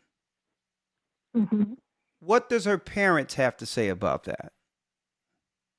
Well, I said I was going to have a talk with her mother about it, but like before that, when my brother-in-law was still living, I said something to my daughter. I said, how can I approach him about this? No, sister, just stick with me real quick. Let's keep it. Let's keep it on the 9-year-old real quick. If we can stay in there, because I'm trying to really paint. I'm really trying to have it illustrate an example before everyone who's watching and listening right now, because maybe they can take cues from it. Okay. Let's just stay with the 9-year-old. She comes home from school. She has a project to do some type of art thing to celebrate Gay Pride. She comes home excited about it, and you become alarmed. Immediately after that, did you go to the mother and say, this is something that we need to discuss immediately? Or is it something that you've just allowed to, just to fester, or or you dealt, or something you would deal with down the line? How long ago was this? This was like about a few days ago. It might have been just before our lesson on Sodom and Gomorrah, and I had said to her that I was gonna, reiterate to her mother, 2 days ago in the lesson. Yeah. Okay, 2 days ago, and you haven't spoken to the mother yet, right? I said I was gonna, when she had time. She works and she gets home late. She's in cosmetology. She's a beautician, and so her hours are irregular. And so sometimes she comes in, and so I said I was going to have her, sit down and talk with her and go over in detail. What about her father? What I learned. They're not together. Okay, she so talks to her father. Okay, so but okay, listen. Let me get in something here, and then you can say something. Okay. You got a cosmetologist who works many hours, who isn't around a 9-year-old girl the majority of the time, and this girl has received a project from school to actually celebrate Pride Day, celebrating gay and lesbian activity. Right. So there's no way a 9-year-old girl would have that as a project unless someone presented that as a project. Right?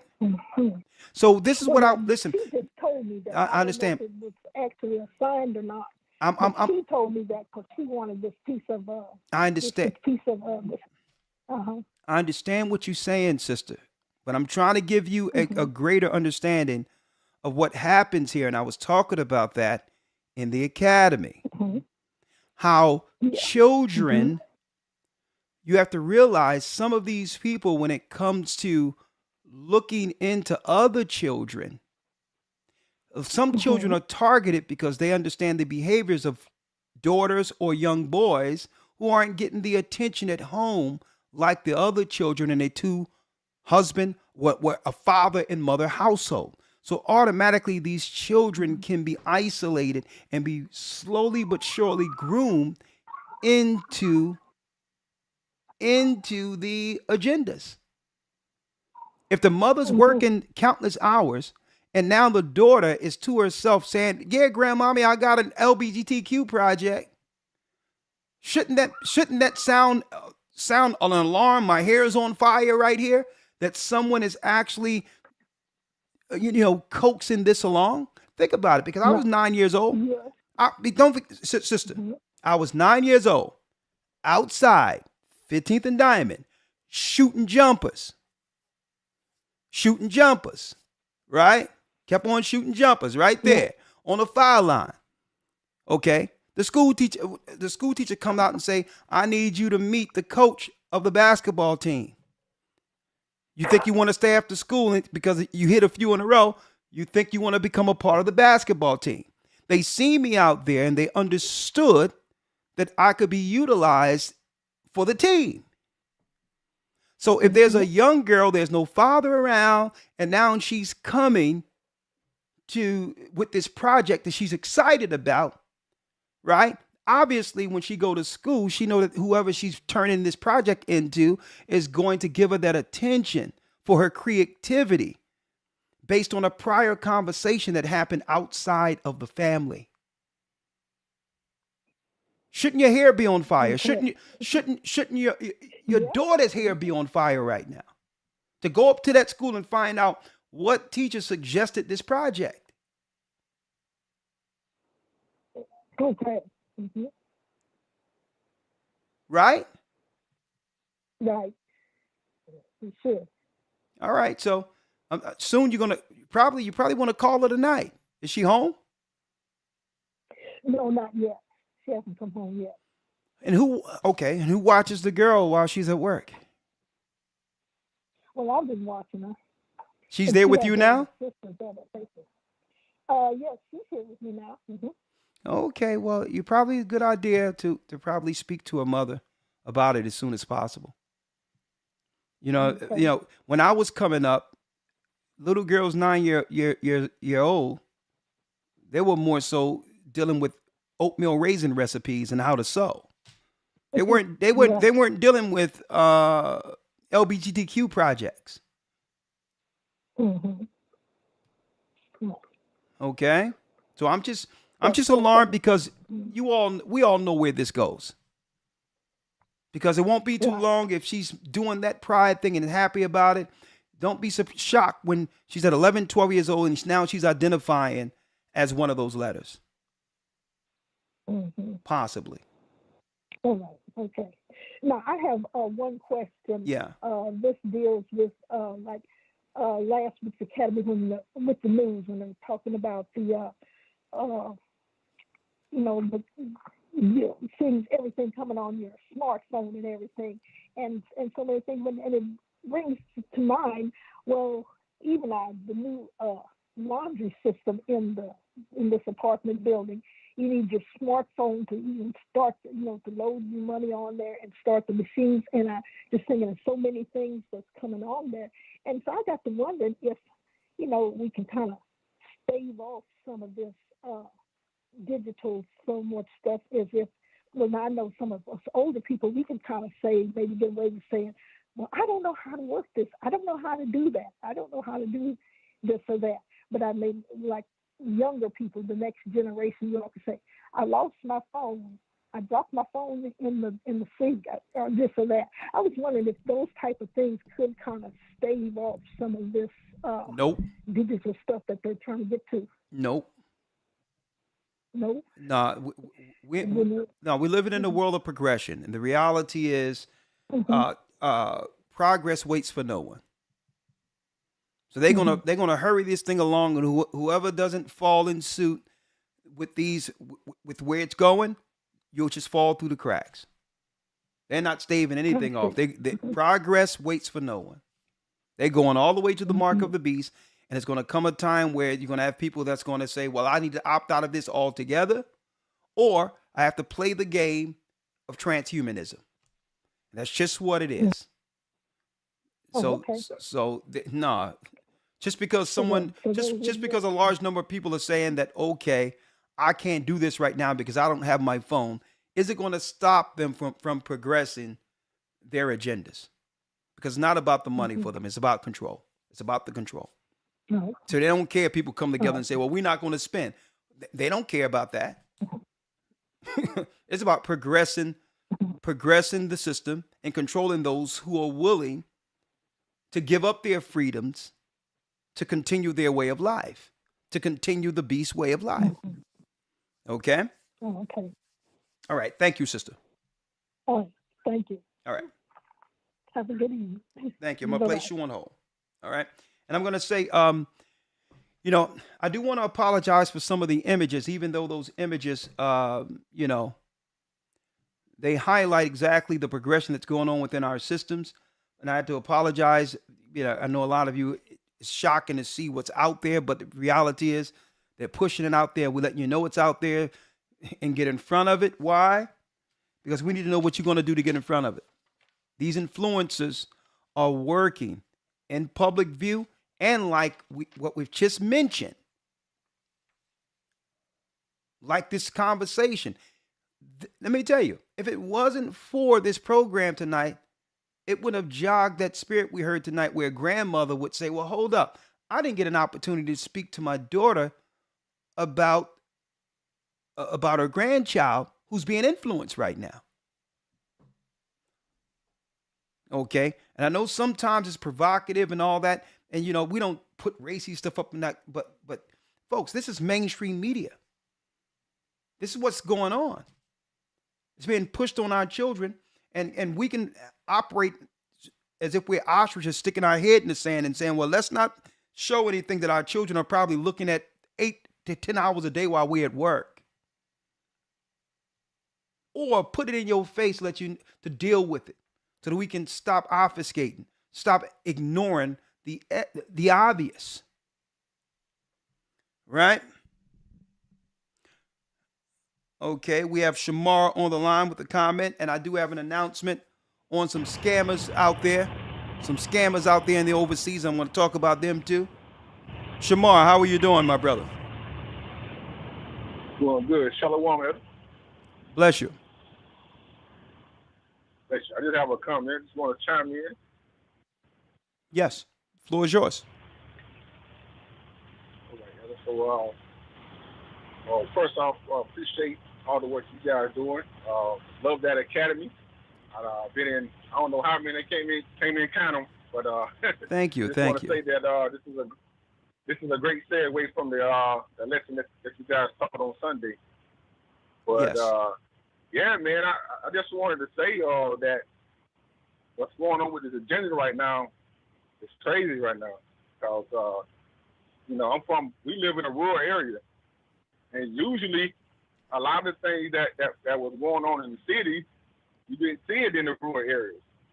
But now, I've been in the troops since 2012, was baptized in 2013. Okay. You saw a lot of things, but it wasn't as compressed as it was in the city.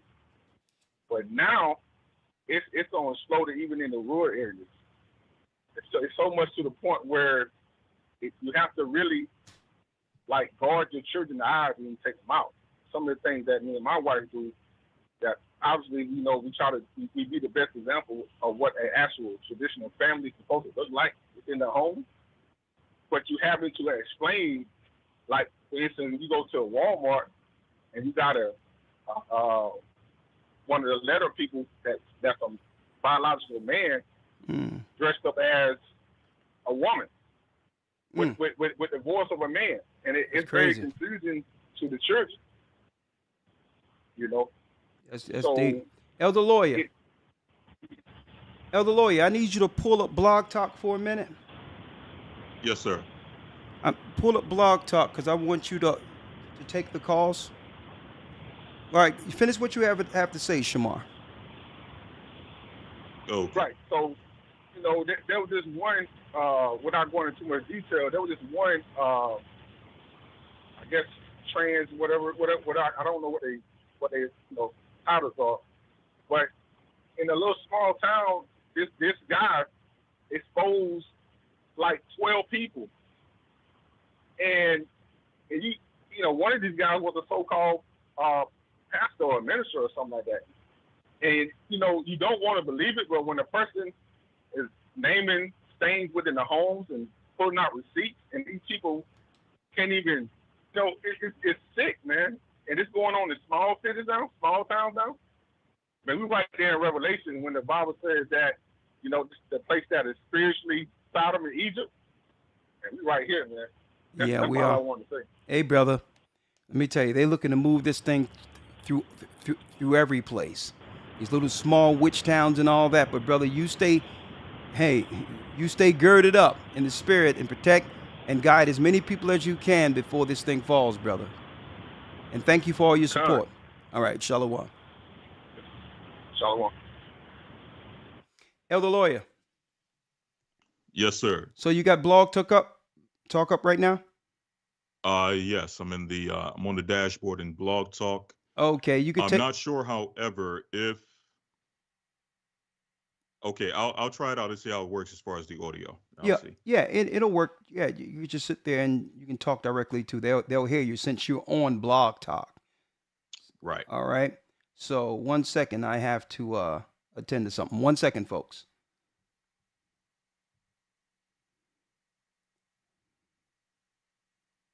Are you going to take the calls? Yes, sir. Yes, sir. All right, Thawada. All right. So, Elder Ramar, we can move on to the next question or comment.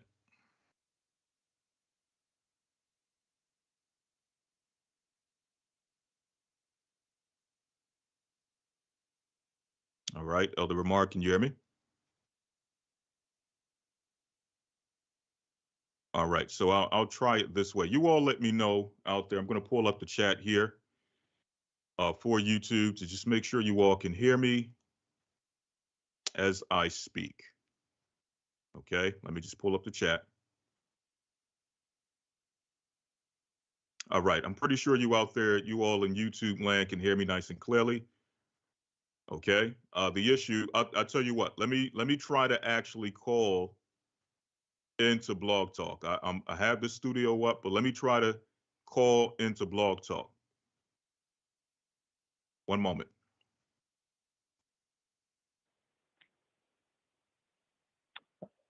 Shalom, Elder. There is a delay. I'm in the queue now. We have Mimi up. Mimi is up next.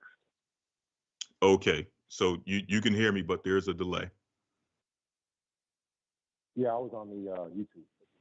Okay. I'm in the Blog Talk now, so we have Mimi with a comment. Okay, great. All right, Shalom, Sister Mimi. Elder, What's your how comment? I'm well. The water. Hi. The water. So it's crazy because I was actually in hair school, and this was the time where everybody was wearing masks. You couldn't really see, like you have to wear a mask in order to get to like the back of the room. And so one day I heard like this deep voice speak out, and I look over and he has on all type of makeup. I mean, he's wearing wigs. He has like the whole, the augmentation of the women's breasts. And he was saying, like how he is preferred a woman. He would like to be called a woman. He had a woman name and everything. And he was allowed to use the women's bathroom. And he was like how he had to present all this documentation in order to show the school that he had a sex change, in order to use our bathrooms, and that we had to call him by his preferred name, and that we had to address him as a woman. And I'm like, I'm not comfortable with that, like that really goes against my religious beliefs. I just prefer, to call him, him. I don't have to call you by your name or whatever.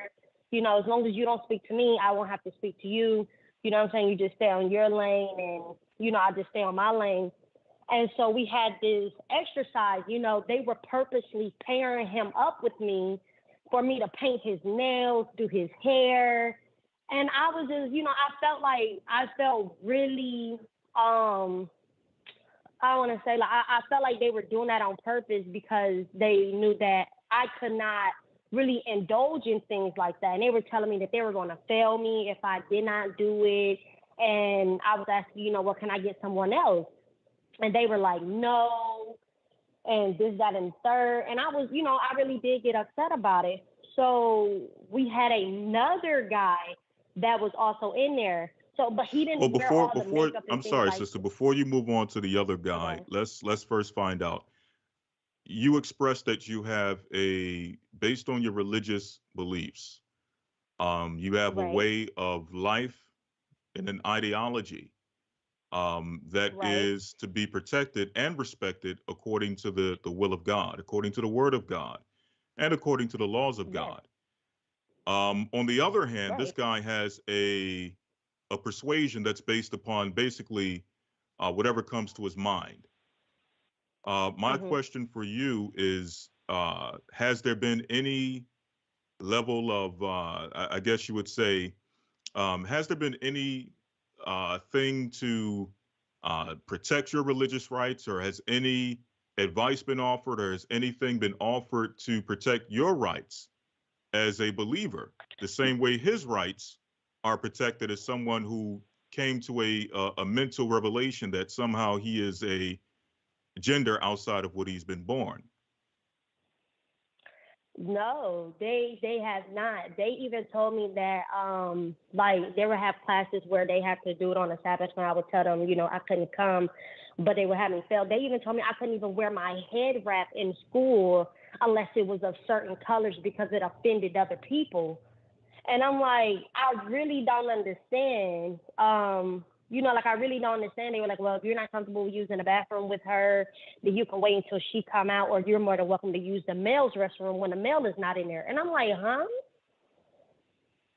Yeah, that sounds like a discrimination case to me. Yes, yes. And like I said, they had another guy that was there, but he did not dress as, you know, he did not dress feminine or anything like that. And he was actually like, he made it known to the school that he was actually withdrawing on drugs and that he wanted to be called Gabby. And And this is the other he guy. could not, yes, in the school, yes, he could not stand me, elder lawyer. He could not stand me. He would purposely take my parking spaces from me. Like we had assigned parking spaces. He would purposely move there, fight with the school and things like that. I mean, starting arguments, talking about how he's a real woman. He would whip my butt, this, that, and the third. And it got to the point where I was telling the school, you know what I'm saying? Like, listen, I have a husband. Okay, and this right here, this is a full-grown male. You know, for his safety and my safety, I would advise you guys just to split us up. Because if I have to, I will call my husband because this is a big guy. You know, he was probably about 6'3".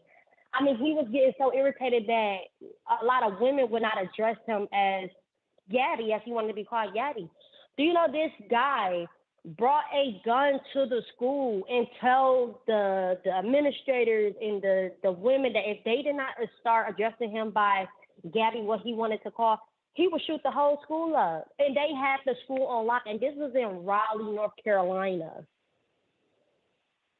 Okay, let me ask, are you still there? Oh, no. I have to go. Okay, so you got the message, huh? Oh, yeah. Yes, most definitely. So I was mentioning earlier, I know I mentioned it very quickly, very briefly, that sounds like discrimination. And I'm mentioning that because that's something that you probably want to look into. I know you're not there now, but for those who may be in similar situations, and I want to thank you, Sister Mimi, for your comment. I'm going to put you on hold. Sister, thank you for your call.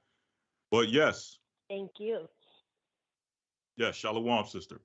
For those of you who are in these types of situations, you probably want to look into finding out the same way when it comes to certain procedures, trying to figure out what protections you have religiously from not having to acquiesce to certain medical procedures. You also want to figure out what are your protections when it comes to someone who is claiming to, let's say they identify under whatever they identify with. There's a lot of things out there today. I'm not going to go through the whole bevy of various things that people decide to identify with. But nonetheless, you have to figure out what are your protections.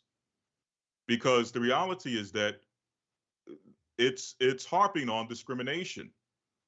Here it is, you are in a position where you have to ensure that you basically have to walk on eggshells to ensure that you don't offend this individual in their mental, you don't defend them in their, where they are mentally as far as what they identify with. But the same exact protection is not given to you as a person who identifies with a specific faith to ensure that you are protected under your faith. So I think it's time to figure out what protections you have and what action can be taken. The same way, if they're willing to take action, if they feel that they're discriminated against, you have to figure out what steps can you take to make sure that if you are discriminated against, you can take some action. And when I say take action, I'm speaking about lawsuits. I'm talking about things that will benefit you financially down the line. That's another conversation for another day, but that's definitely something you guys want to start looking into, especially those who are in that position. All right, moving on to the next one. I think we got Kay. Kay has a comment.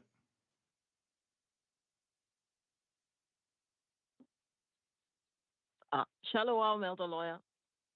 Shalom, Sister Kay. How you Can you doing? hear me? I'm very well, thank you. Yes, my comment is, well, the two pictures that were shown earlier today of the men in inverted commas, it's very disgusting and offensive to me, and I'm sure a lot of other women as well.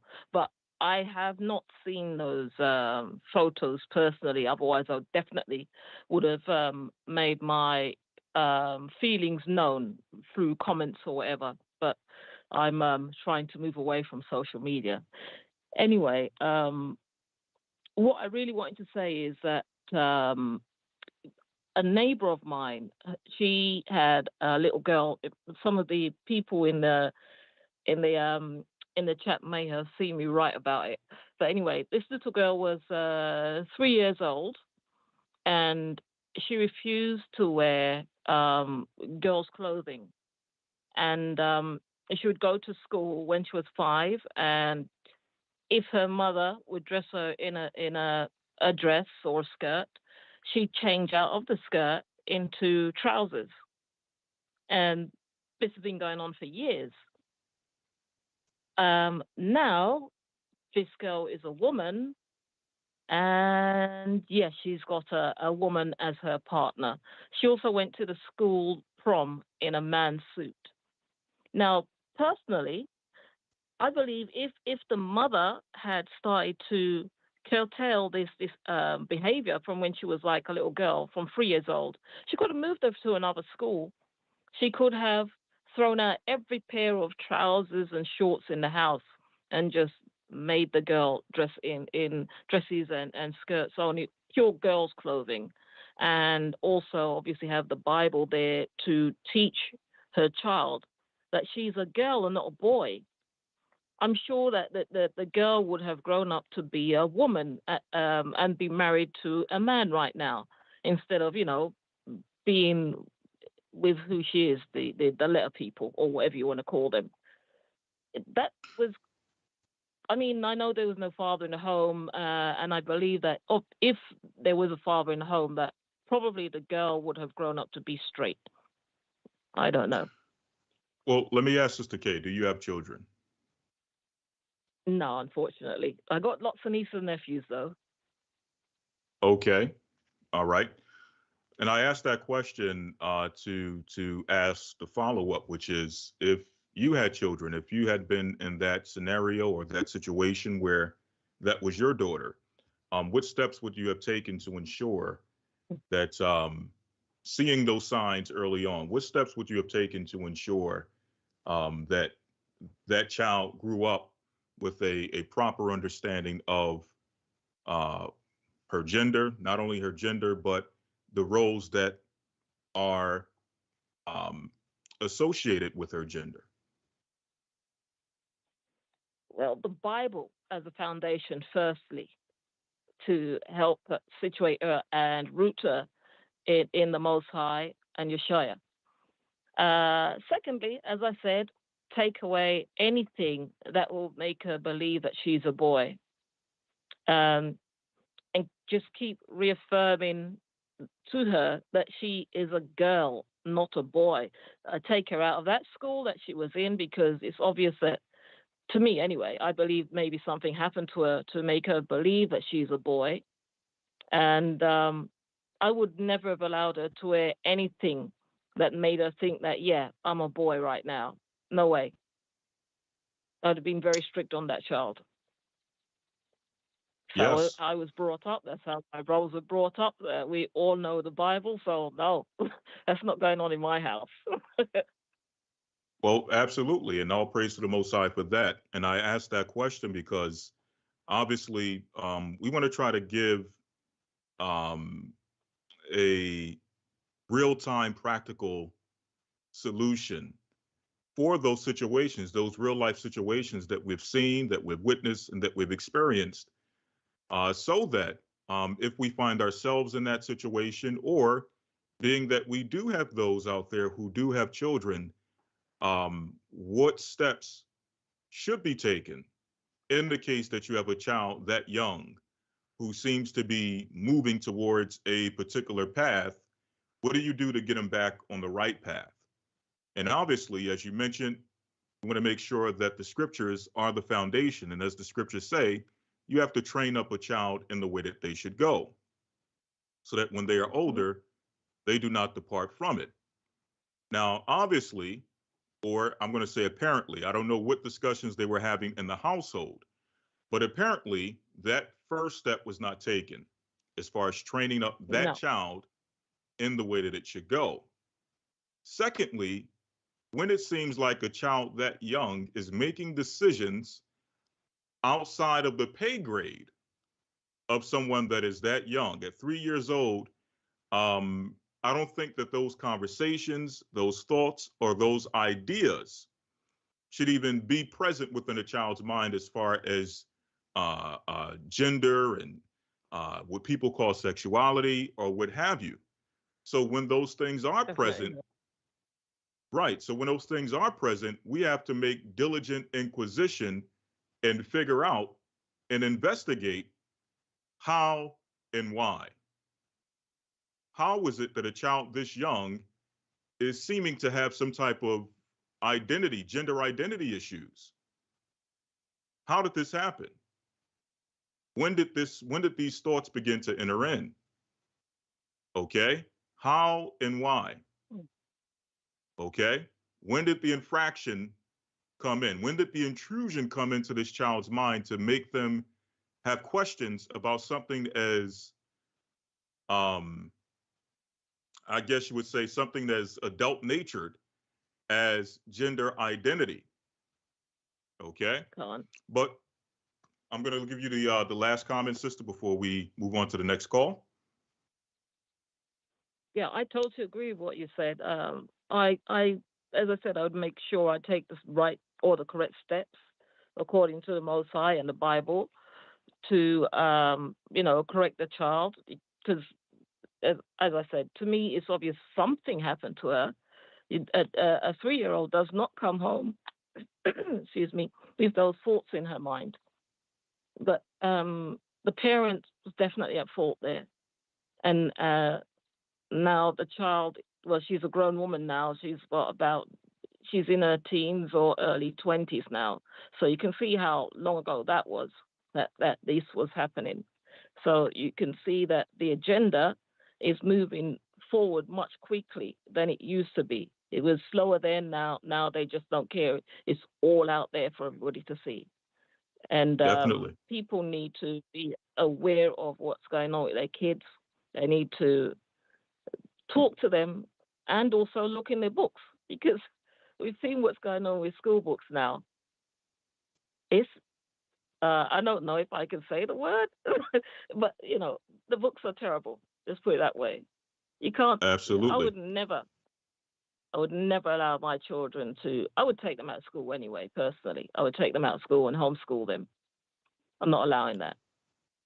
Absolutely. No, and I think that obviously That's the best solution. Homeschooling, being responsible for the destiny of your children and what they, at least what they intake. And Sister Kay, I thank you for your call. I'm going to put you on hold. Again, thank you for your comment. Sawada.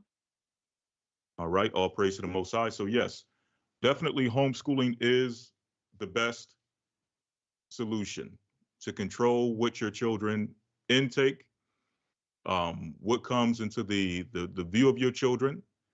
And obviously, and I know it's not easy, it's not an easy thing, it's not an easy task, but nonetheless, there has to come a time in which we realize that the education of our children is not in the hands of others. Even though we send our children to school and we hope for the best, we pray for the best, and we try to monitor as much as possible what our children intake, what they're being taught, what's in the material that they're receiving. We try our, you want to try your best to make sure that you have a grasp on that. But at the end of the day, it's no one's responsibility to ensure that your children either succeed. It's no one's responsibility to ensure that your children are taught the right way. It's no one else's responsibility to ensure that your children are receiving the values, the core values that you build the foundation of your family, or that you use to build the foundation of your family on. That's our responsibility. So again, right now and in this time, we understand everyone does not have the luxury to homeschool their children. That's just the reality. But we have to, as much as possible, ensure that when we send our children to school, that they are debriefed when they're home, when they come home from school. We have to make sure that there's conversations being had, that we're looking over that material. There has to be a presence at school. The teachers must know that you are presently and actively involved, proactively involved in the education and the bringing up of your children. And that if anything comes in as an intrusion against the values that you instill in your children, there will be a problem. Moving on to the next call, we have Sister, I think we just got that. Was it Sister Tracy or Sister, did we get Sister Tracy? If so, we'll move on to. Hello? Yeah, shalom, Sister Tracy. Hey, how are you? Have you guys heard about what Medicaid is doing in regards to the LGBTQ cult? I haven't. So obviously you must enlighten me on this. What is Medicaid doing? Okay. Medicaid has always been for the pregnant woman who couldn't afford to have a baby, 18 and under, like foster kids, 65 and older, the blind and the disabled. And now there's a thing called extended Medicaid, and you'll see them fighting over it when elections come along. Republican states are saying no to it. They're screaming that the Republican states don't care about their people. It goes on, but it's going to cost each state money for the extended Medicaid. But what they put in extended Medicaid is the right for anybody to have Medicaid from the age of 19 on up, when before it was either 19 and under, a foster kid, or 65 and above. And they put in Medicaid now that they have to include gender affirming surgery, meaning genital surgeries, gender affirming hormone therapy, voice communication therapy to change their voice to sound like a girl, fertility services, and behavior health. They're making the American people pay for these surgeries. This is Medicaid. And so if like the Republican states don't have extended Medicaid, so they still have to do it for the foster kids 19 and under, or the elderly 65 and older. But if you accept extended Medicaid, you have to do it for all ages. And that's going to be a big bill on the American people. But that is what our government has approved, that Medicaid recipients can get all this surgery for free. That's like $100,000 worth of surgery on Medicaid on the American people. So let me ask this: that's something that's a push. Is this signed into is there a bill or a piece of literature that we can look up to find this information and get the exact details on these laws that have been signed into play? Yes, you can easily Google you can easily Google what is it called? Gender affirming Medicaid pays for gender affirming care. And then I'll pull up everything from the surgeries to all. And it's also at the National Library of Medicine, which is the NIH, Dr. Fauci. It's at his site is normally it's called MedPub, but you can find it everywhere. It's everywhere. So so if you worked for Target or whatever, or say you wanted the surgeries, you could just quit your job for a month, and they'll get you a real low paying job and then go get all your surgeries and then go back to working normal. I mean, it's setting up for people to have these surgeries. And foster kids, I sometimes wonder if half these people running around fighting for this are foster kids. But foster kids will be able to get it with, no problem up until they're 19. And then you can get it over the age of 19 if you make a lower income. So they're switching everything to where now the taxpayers will have to pay for this gender affirming care. And that's crazy. It's like if I wanted a breast reduction, will they pay for that? No. You know what I mean? If you wanted something done on your body, would they pay for it? No. But they are paying for these surgeries through the federal government. And when each state accepts the extended Medicare, that means it's all ages. That means the taxpayers that live in that state have to make up the difference that the federal government doesn't pay, which is like 50. The federal government, I believe, will pay up to 85%. So that means each state will then have to turn around and pay additional 15%, which ranks in the billions of dollars. So they're really pushing it. They're pushing it hard. You can Google it, and it's at the federal government websites. So it's okay. Not well, definitely somebody wrote it up. Okay, well, definitely we're going to look into that, and obviously we're seeing the incentivizing of the fall of this country. They're incentivizing their own fall. Sister Tracy, thank you for your comment. Thank you for your call. I'm going to put you on hold and move on to the next call. All right. So yes, we're seeing the incentivizing, as the Bible says. They're turning upside down a thing shall be esteemed as the potter's clay. And they're incentivizing this country being turned upside down. Left is no longer left. Right is no longer right. Up is no longer up. Down is no longer down. Okay, this whole country has been turned inside out. And they're incentivizing it, as we showed you earlier. If someone is not getting attention, or they feel like they're being left out, or whatever the case may be, what's to stop a young man from deciding to say that, well, it seems like those who are transitioning or those who are of a different gender are getting more attention, or though there's only one other gender. So it seems like women are getting more attention than men, or young girls are getting more attention than young boys. So what's to stop that young man from deciding to now say that I'm going to exercise my right or exercise my ability to use these funds, these incentives, to now go ahead and make this transition. So it's definitely a very, very dark time that we're going into, a very confusing time. And as we mentioned earlier, I don't think that these things are being done necessarily for the generations of the past or even my generation.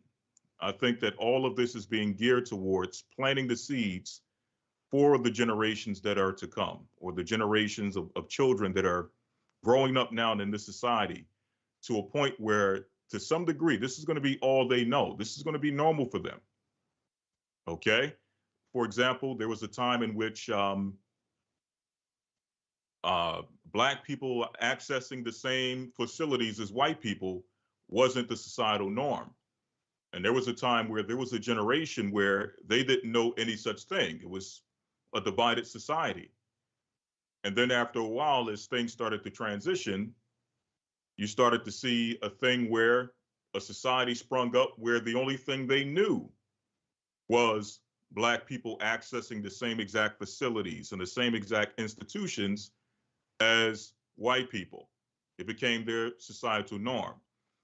Well, it's like now we're seeing this same thwarted civil rights or use of civil rights, where right now that for my generation and the generations before, this whole idea of gender dysphoria, the whole idea of feeling that you can be another gender outside of which you were born, and all of these various ideas that we seem to us, it just seems delusional, right? But as time goes on, as they continuously plant these seeds, there's going to come a time in which a generation is going to spring up in which they don't know anything else but this society that we're now, that's being groomed to believe in all of these crazy liberal ideas. So again, it's a very, very dark time that we're going into, but nonetheless, let's move on to the next call. We got Ak Onan. Ak Onan with a comment. Hey, Shalom, Elder. Can you hear me clearly? Loud and clear. Where's your comment?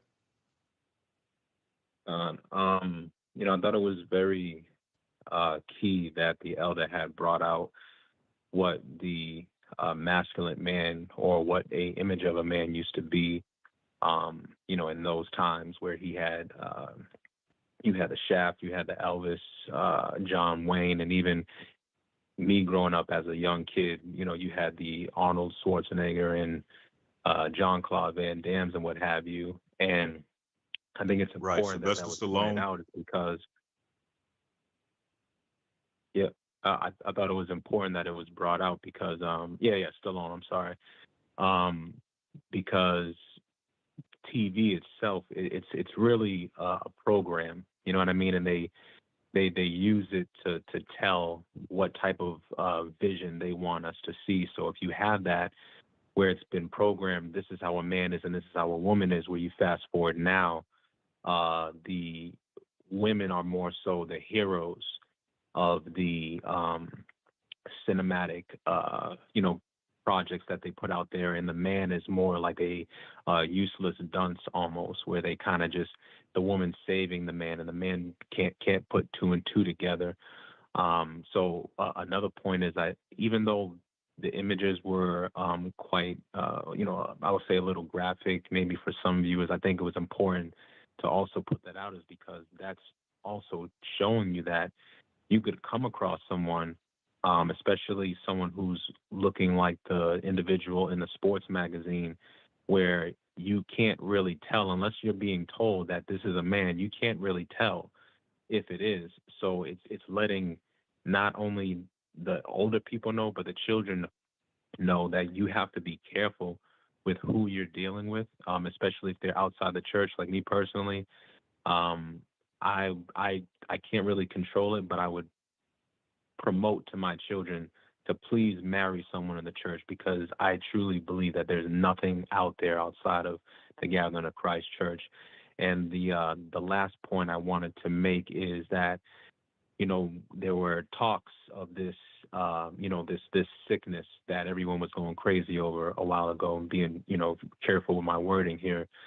But I'm coming to realize that the true illness that is prevalent and is on high right now is the wickedness. It's not a, I would say a normal type of thing you come over where you got your body temperature or whatever the situation is. It's a spiritual wicked sickness that is being polluted throughout the whole world. And if we're not careful, and if we don't fear the Most High, not that looking over your shoulder every 5 seconds, but that true fear, having the knowledge and the wisdom and the understanding, and walking circumspectly and not fearing the world, if we don't do that and we're not careful, we could be consumed by that true illness, which is the wickedness. And with that, I yield. Shalom and many blessings to you and Elder Ricard as well, and all the other elders. Yeah, shalom, brother Onan. Thank you for your call. All right, great points. Moving on to our next call, we have about 15 minutes before the stream dies out, so I'm going to try to make sure I streamline these calls. All right, so we got brother Bobby with a comment.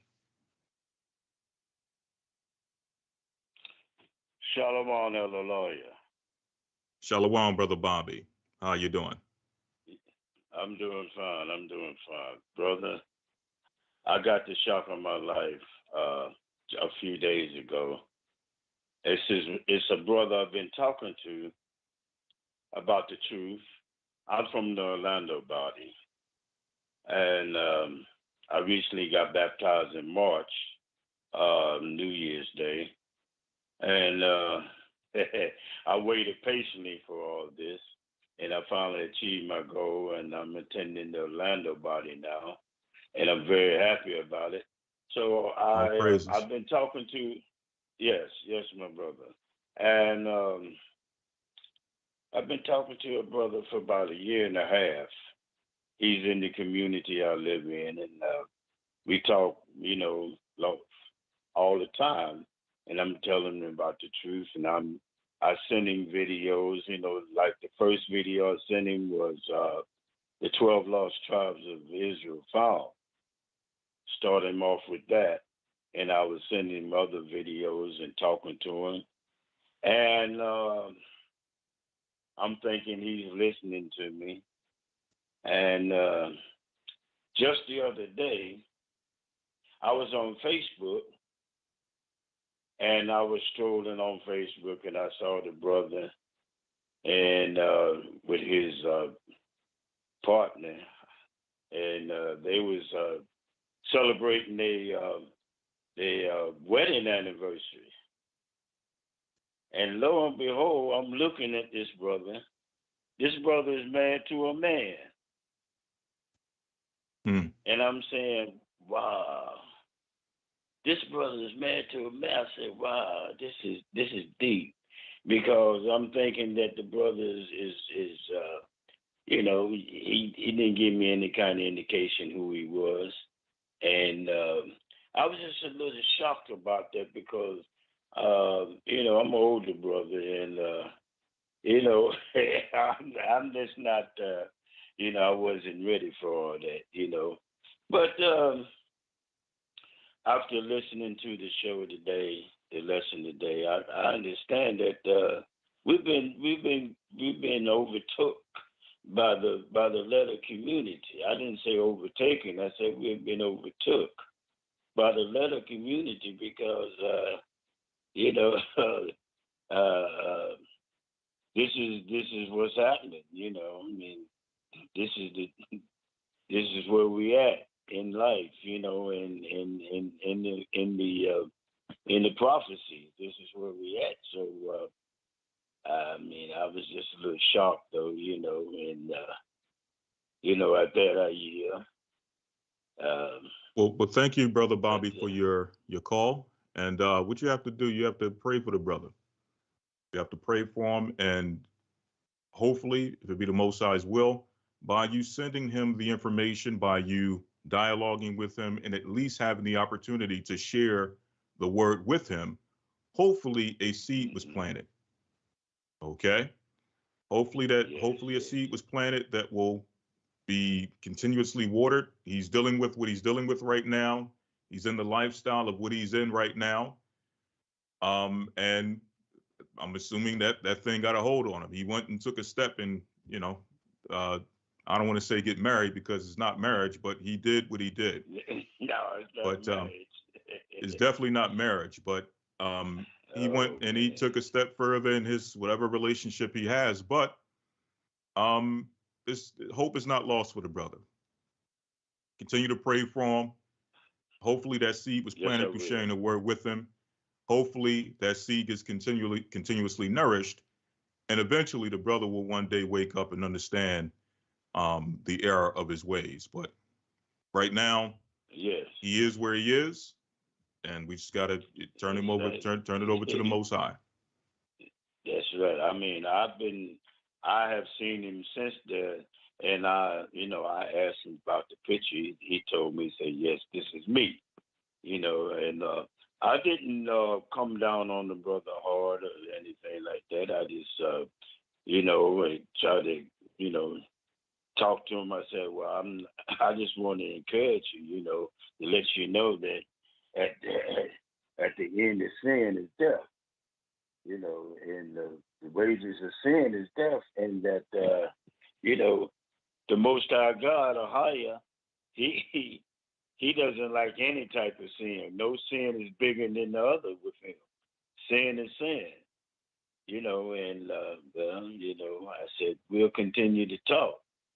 So at that, we still, we still in the talking stage, and I'll still continue to work with it because I feel that the brother is, he's going through something. He's a younger brother. He's in his 40s, and I feel he's going through something, but he acknowledges God, and it says as if, he's telling me that he's doing this right now, but he doesn't see himself doing it in the future. So that's a bright spot. Well, at this point, to be honest with you, I would leave that thing totally alone. I would let it be, but let him know that, listen, if at any point in the future you want to, commit himself over to the Most High and repent, turn his life over, that the opportunity is there. Okay, I would say the door is open, but I don't know how he's going to take that type of verbiage. I don't know where he is mentally.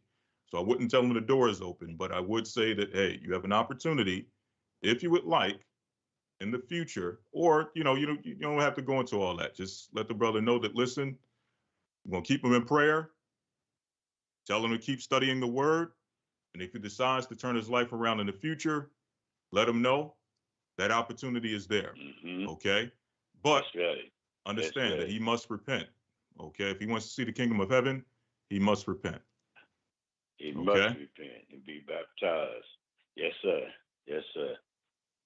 All right. So with that, thank you, brother, for your call, and we're gonna move on to the next one. Thank you, brother Bobby. All right, shalom, my brother. Shalom, shalom. We got a Sister Carol. Okay, with a question. All right, Sister Carol.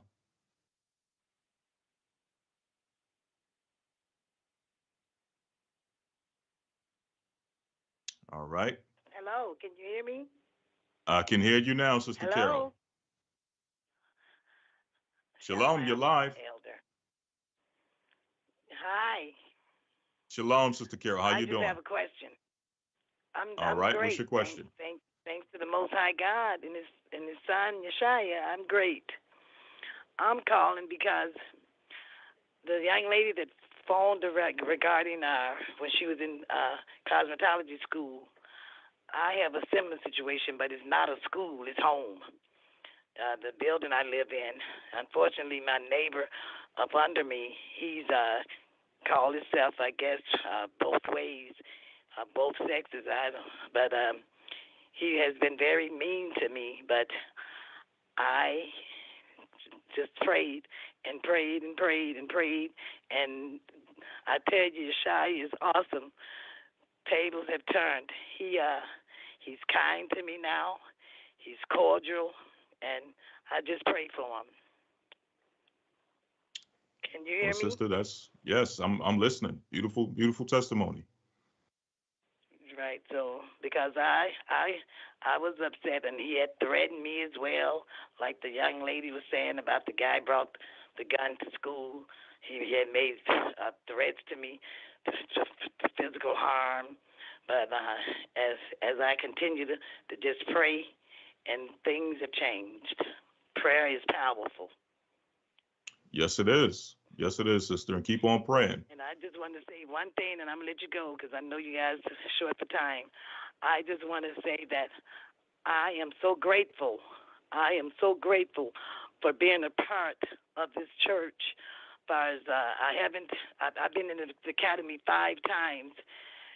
And Thank you. God's will, I will be joining again in June.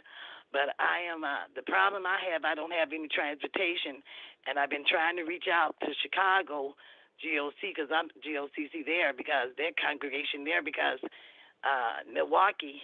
I don't have transportation, and I was trying to get someone that I know someone congregates from here, commutes from here to there, and I'm willing to help out with gas or whatever.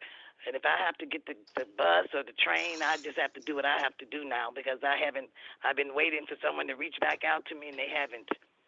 Because Let me ask you, what area? Because I Which want area to be are on you the in? right side of things. I'm sorry. Which area are you located in? I'm in Milwaukee, Wisconsin. I'm only an hour 45 minutes from Chicago, and that's the closest GOCC congregation. Okay. Well, I believe we have something. I'm going to check with the deacon there, Deacon Ahayah in Chicago, to see if we have something there in Milwaukee. I spoke with the deacon. I can't remember his name, but I did speak with the deacon. Did reach out to me, and I had asked him if on a Sabbath class if he could find out if anyone, because during our academy class right before you come in for our Hebrew class, we chat. And it was a young lady had stated that she commutes from here to Chicago, and I left my phone number, and I never got any calls or anything from the person. I can't remember her name or anything. But anyway, I said I just made up my mind. I prayed on it. I said if I have to get the train from Milwaukee to Chicago and take it from there, I just have to do what I have to do. With the Lord's willing. Well, sister, we're going to see what we can do. I know we definitely have a strong following there in Milwaukee, but I'm going to get your number over to the deacon in Chicago to see what we have going on there in that area. Okay. And we're going to see what we can do to help you out. Okay. I appreciate that. Well, this is my landline. I called from my mobile phone. The deacon that reached out to me, he has my cell phone number, but this is my landline. Okay. Well, we'll make sure we get up. I got your landline number here, so I'll make sure that you receive a call. Okay. We'll see what we can work out. Very much. Shalom. Shalom, sister. Thank you for your call. You guys are so powerful. You have changed. God has used you guys to change my life completely. I mean, from studying, I never have been taught the way you guys have taught. You and Elder, you guys are the dream team. You guys are the dream team for GOCC. God continue to bless you guys. All praise to the Most High. Thank you so much. Shalom. Shalom, and all praise be to the Most High, sister. Thank you for your call. All right, we're at 1 minute 50 seconds. Let me ask Elder Ramar, once this time runs out, will it allow me to continue, or will it close out the broadcast completely? Overtime will last for an hour after the time runs down. So you have an hour, available. Got you. All right, we only have a few more anyway. All right, so we're going to take these last few calls. All right, starting with, I believe this is a Sister Lynn. Good evening, brother. Shalom. This is I'm sorry, Brother Lynn. That's all right, man.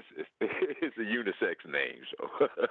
Got you. But I appreciate you taking my call, brother. And I just happened to come across a brother that I also watch on YouTube, and he was going over some of this earlier, so I wanted to share something with you. Okay. Genesis 6:5 says, "And God saw that the wickedness of man was great in the earth, and that every imagination of the thoughts of his heart was only evil continually." And that was in the time of Noah. And I think that's where we're going now. And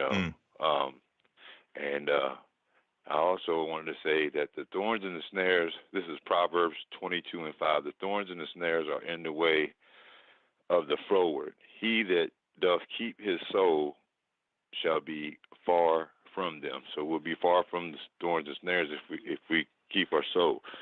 And the last thing that I wanted to say, brother, is the scripture right below it, Proverbs 22:6. It says, train up your child in the way he should go, and when he is old, he will not depart from it. Right? So if we're training up our kids in the right way, it says once they get old, they won't depart from it. But what if we're training our kids up in the wrong way? Will they still hold on to that when they're old because that's all they knew? Well, is that a question or is that a comment? Well, this what you're dealing with the schools. Yeah, it's rhetorical because we're dealing with this in the schools now, where we're having drag shows in elementary school. So we're training our kids. We're allowing our kids to be trained up in the wrong ways. So I think we should stand up against that. And I appreciate you for taking my call. And Shalom, and keep up the good work in the faith. Thank you. Shalom, Brother Lynn. Thank you for your call, and all praises be to the Most High. And that is a good question. If we do the opposite of what God says and we train up our children the wrong way, what do we expect the society to look like once these children have grown and have manifested, have become adults after years of being raised improperly with non-traditional values, okay, with ideologies, liberal ideologies that are destructive for family, which are destructive for communities, and in turn are destructive for society at large. What do we expect as the end result? And obviously, what we're seeing today is the end result of raising the society of children outside of traditional values. And again, thank you, Brother Lynn, for your call. Moving on to the next one, we got Sister, I believe this is a sister. Please correct me if I'm wrong when you come on. This is Sister Alishaba or Elishaba with a comment. Hi, shalom. Shalom, Elder Lawyer. Shalom, sister. How you doing? I'm good. I had a comment. Okay. I wanted to say that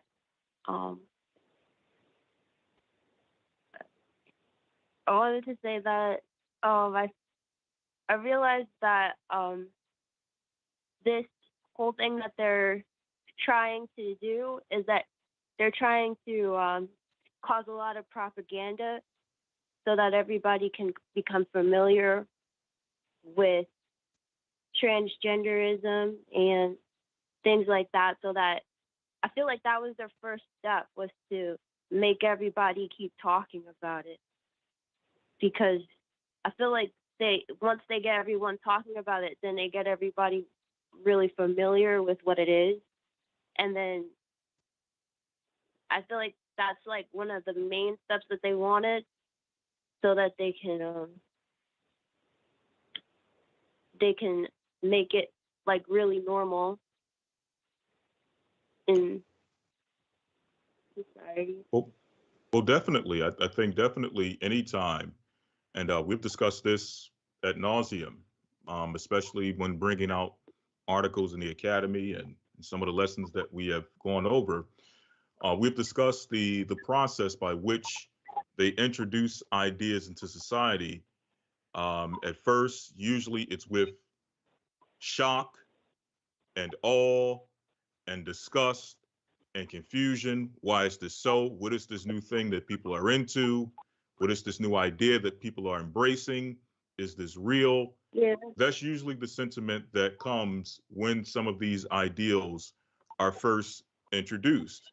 I'm pretty sure if you were to go back years ago and look at some of the original articles with, the gender dysphoria and all these various things, if you were to look at this or look at those original articles, it probably would have been from the perspective of shock.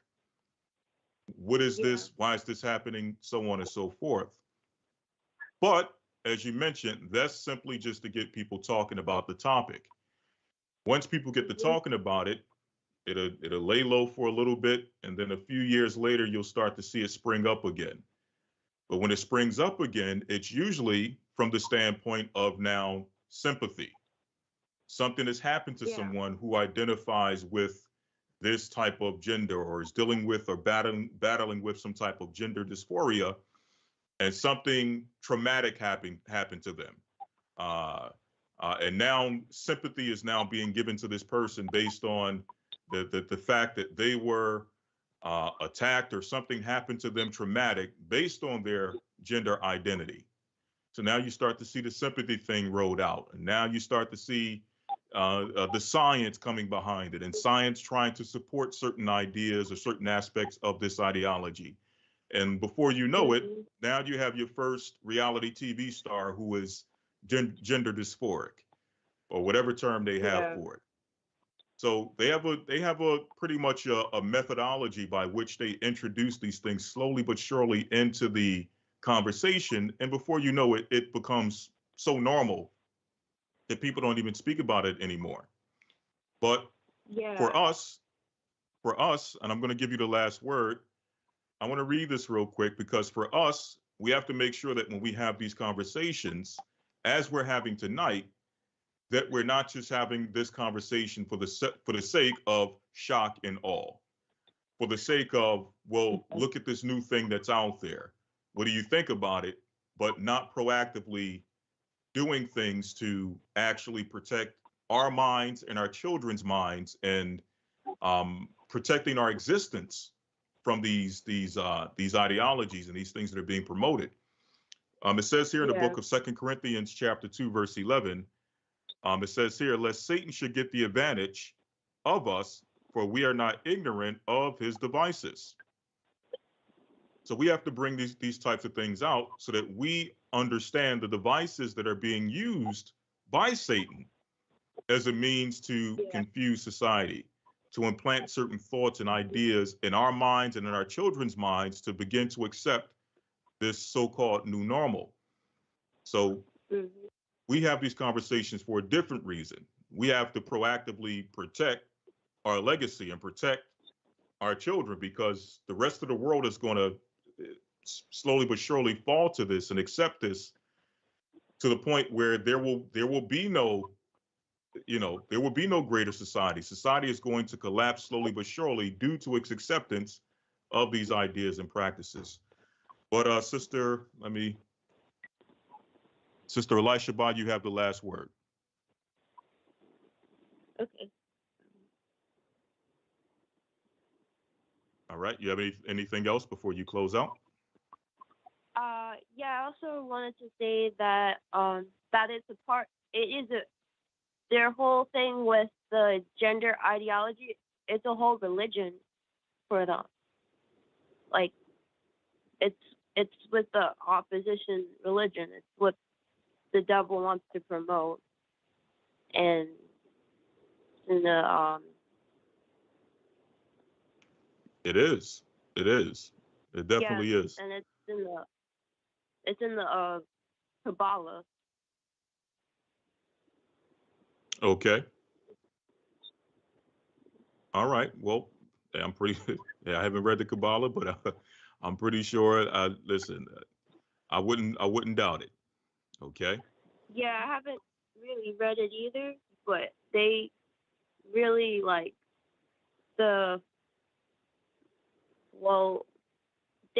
they really twist scripture, and they want to become God, so they believe that becoming both genders is the way to do it.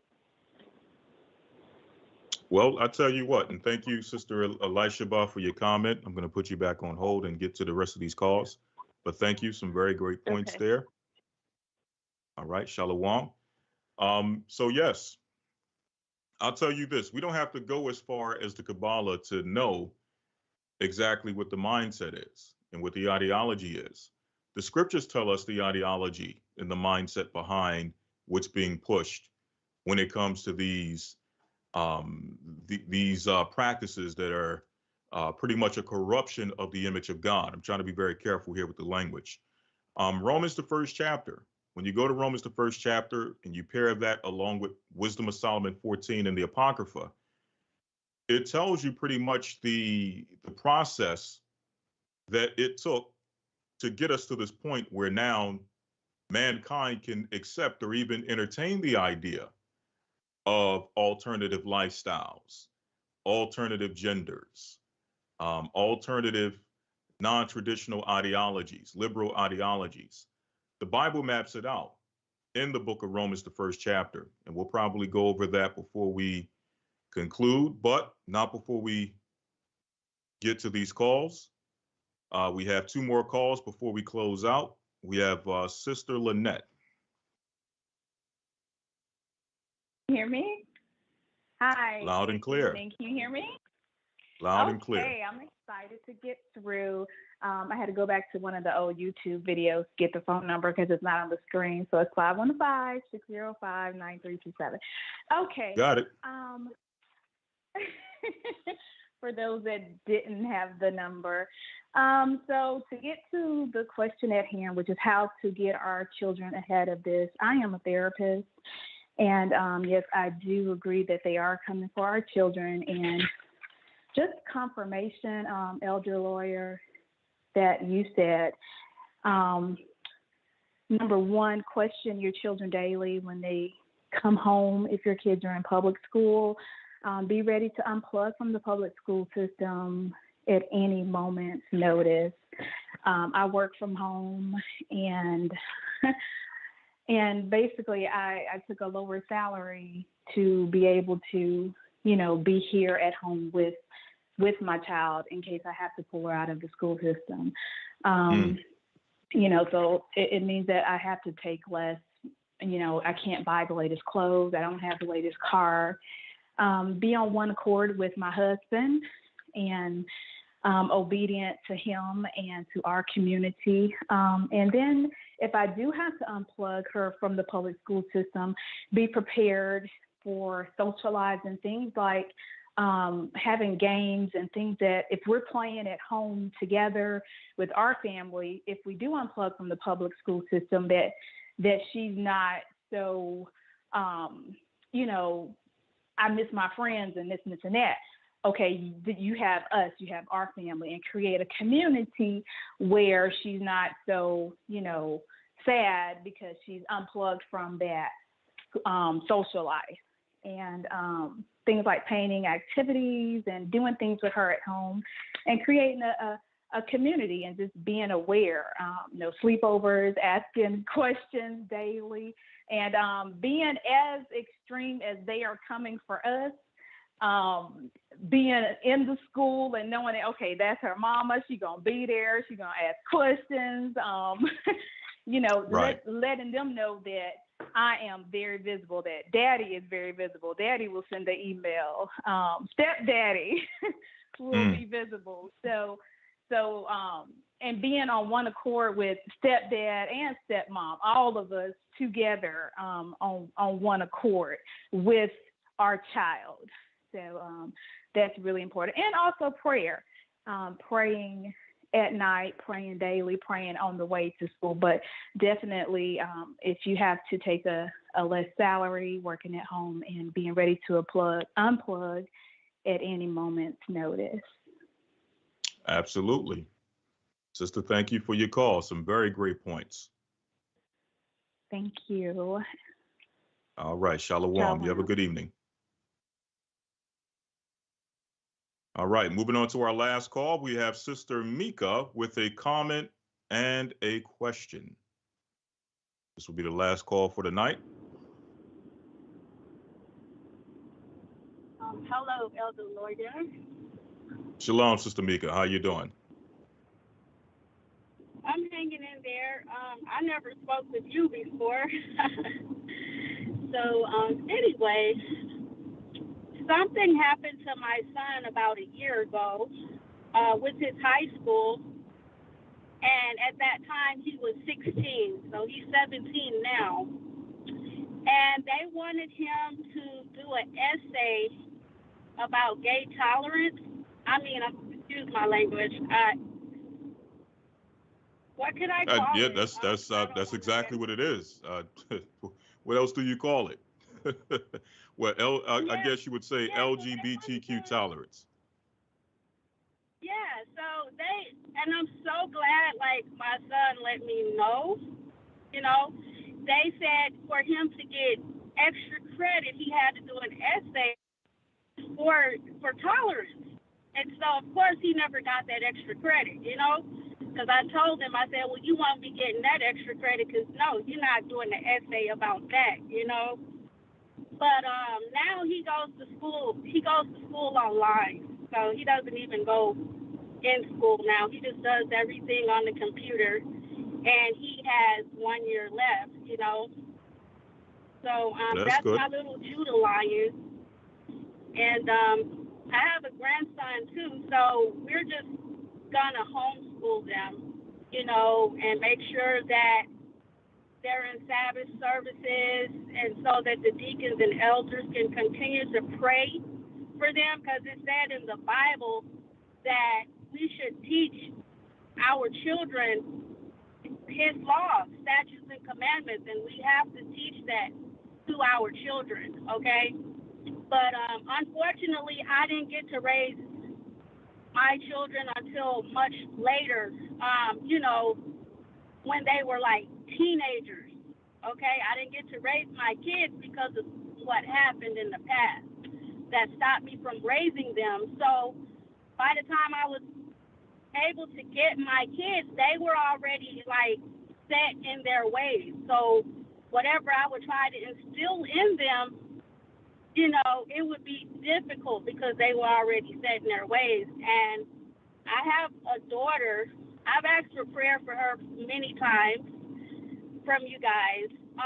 She operates in the spirit of Sodom and Gomorrah, and I really fear for her life every single day. And I ask for prayer for her every opportunity that I can get. Do you think that it could be too late for my daughter, because she's like at a point of no return? Well, as long as and I do have a question, but to answer your question first, as long as there's breath in her lungs, there is never such thing as it being too late. It's too late when she dies in her sin. Okay, but as long as she has life and blood flowing through her veins, is no such thing as never too late. You have to continue to pray for her, and hope that the Most High delivers her out of that lifestyle. Okay, but let me ask you. You mentioned you mentioned, is it possible that you can share what prohibited you from being able to be there early on in your children's lives, to kind of set the pace for their upbringing? Yes. It was due to my disobedience to the Most High. And because of my disobedience, I ended up losing my children. It was just, I feel like his wrath just came down on me because of my disobedience. I was in a relationship with my last two kids' father, and he hurt my first daughter. My first daughter, he hurt her. Like, he beat her, okay? And I also ended up getting in trouble because they said that I should have called the police, but I was afraid that I'd lose my kids, because at the time, my daughter that's out of control right now, she was only 6 months at that time, and I just had a baby. And so I got help from somewhere else other than the police. And the person that helped me, when my back was turned, they called Children Protective Services on me. And, yeah, they tried to send me to prison. They took away my parental rights. So to make a long story short, my mother didn't have her life right with the Most High.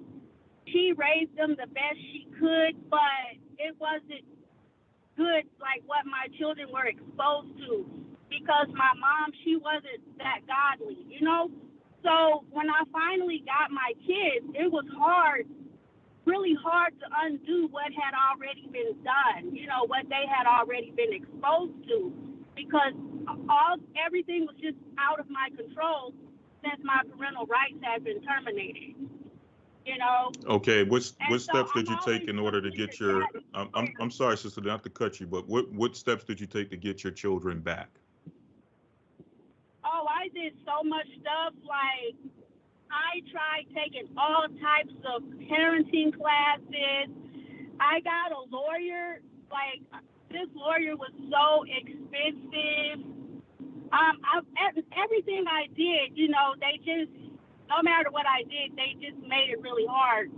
But I didn't really try to get my kids back until after my mom had passed away, because my mom would not allow me to get my kids back because, you know, that's just the way it was. My mom wanted to keep them for her own personal reasons. So then when she passed away, I tried to get them back. They said, well, your mother, you know, didn't put anything in writing. Your parental rights are terminated. You know, just they made it really hard. Okay. So, but two of my kids are in my life right now, but my other daughter, she's like I said, she's out on the streets and she's operating in the spirit of Sodom and Gomorrah, and every single day I'm stressed out. I'm continually worried about her. Like, every time I watch a broadcast, you may see me in the comments asking for prayer for her, you know, because I'm reaching out to everybody asking for prayer for my daughter, for her salvation. You know, I pray for the salvation of my children, all of them, you know. She's such a beautiful girl. You know, Satan, the enemy, is just oppressing her and just have taken over her. You can't even see the beautiful person that she really is because of all the demons that are oppressing her. And she has so many talents that the Most High has bestowed upon her. She has so many talents that people don't get, okay? But she's not operating in any of the talents. You know, she's out, you know, risking her life every day, prostitution. Just, I can really go on, but like I said, to sum it all up in a nutshell, she's operating in the spirit of Sodom and Gomorrah. Well, you have to continue to pray for her and understand that obviously there's a lot of trauma there with a lot of traumatic experiences. And, you know, that transformation is not going to happen overnight because the traumas that are contributing and that have fueled the activity, those things didn't happen overnight. That's years and years of trauma. And we're just seeing, and you're just seeing the end result of it. But that's years and years of just these traumatic experiences and poor choices. So because of that, the prayer and all of those things that are needed and the process of her transformation it's not going to happen overnight. It's going to take time, but you have to keep praying for her. Well, can you say a special prayer for her whenever you get, you know, to yourself? Like, just put up a special prayer as well. And everyone else that's in the chat, you know, that is with the Most High. Please pray for my daughter, please. Everybody, I'm asking. Well, sister, what you can do is send an email to GOCC@yahoo.com and we will pray for her. Okay. Now there's no special prayer. There's no magic bullet prayer that's going to, again, make everything change overnight. But nonetheless, we will keep her in continual prayer. So what you can do, send an email to GOCC@yahoo.com and with her name. Okay. And we'll make sure that we keep her in prayer. Well, thank you so much. I really appreciate that. All right. Thank you, Sister Mika, for your call and sharing that experience. All right. You have a blessed night. And I mentioned one thing before we close out about the religious aspect of this. In fact, the sister, I believe it was Elisha, called in and mentioned that this was a religious thing for those who are enacting this. What would you call this? This imposition on society. Those who are basically like the men of Sodom at the door, forcing themselves in, trying to force themselves in and impose themselves on our hearts and our minds with their sinful activity and their confusion. Okay. And according to the scriptures, you're going to find out that what they are dealing with there's a religious aspect to it. Okay. I'm going to read this very quickly, going to the book of Romans, chapter 1, verse number 21. In fact, I'll start at verse number 20, and after this, we will close out. For the invisible things of him from the creation of the world are clearly seen, being understood by the things that are made, even its eternal power and Godhead, so that they are without excuse. So this is Paul speaking about primarily the Gentiles. Many people ask, well, the Bible goes back to the book of Psalms 147, 19 and 20, telling us that the Lord gave his statutes and commandments unto Israel and have not done so with any nation. So if the nations did not receive the commandments, how could they be found guilty of sin? How could they be guilty or found guilty of breaking God's commandments? Because as Paul says, let me jump over very quickly to the book of Romans chapter 3. And let me see here, Romans chapter 3 and verse number 19. All right. In fact, let me go to verse number 9. This is the key verse. Romans 3 and 9. What then? Are we better than they? No, in no wise. For we have proved, or we have before proved, both Jews and Gentiles, that they are all under sin.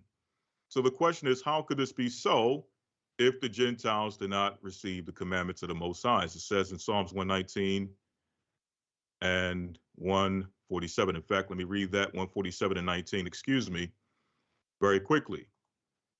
Psalms 147, 19 and 20 says, he showeth his word unto Jacob, his statutes and his judgments unto Israel.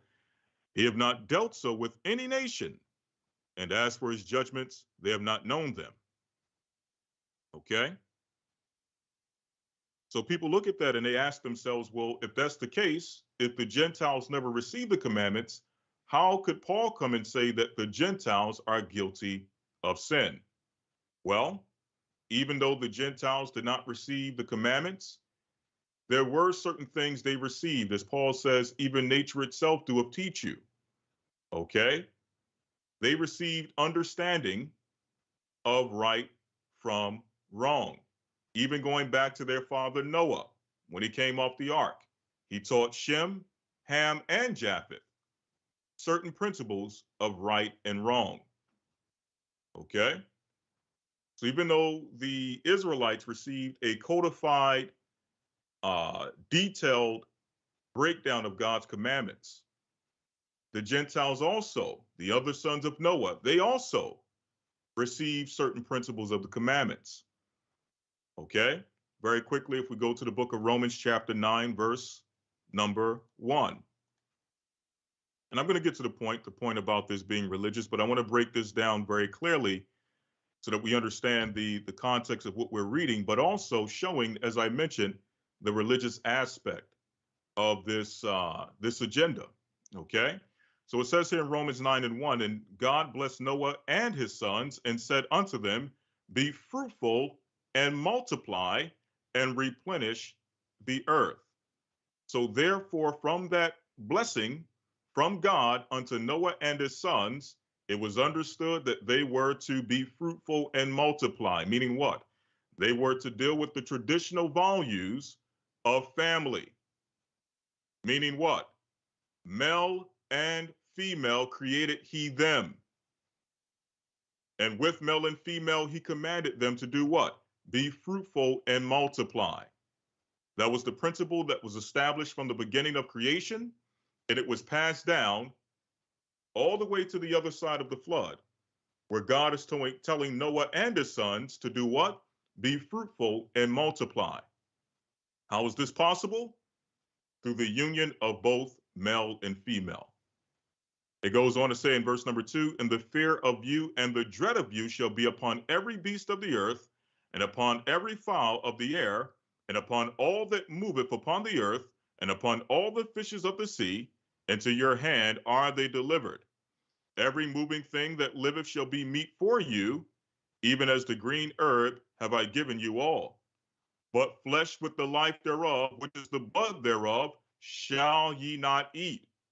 So the sons of Noah also received some concept of a dietary law or dietary restrictions, okay? They were commanded not to consume blood, okay? So even though they didn't receive that full list of things not to eat and beasts to eat and not to eat as is documented in the book of Leviticus, the 11th chapter, they still had some aspect of a law as it pertained to not consuming blood, okay?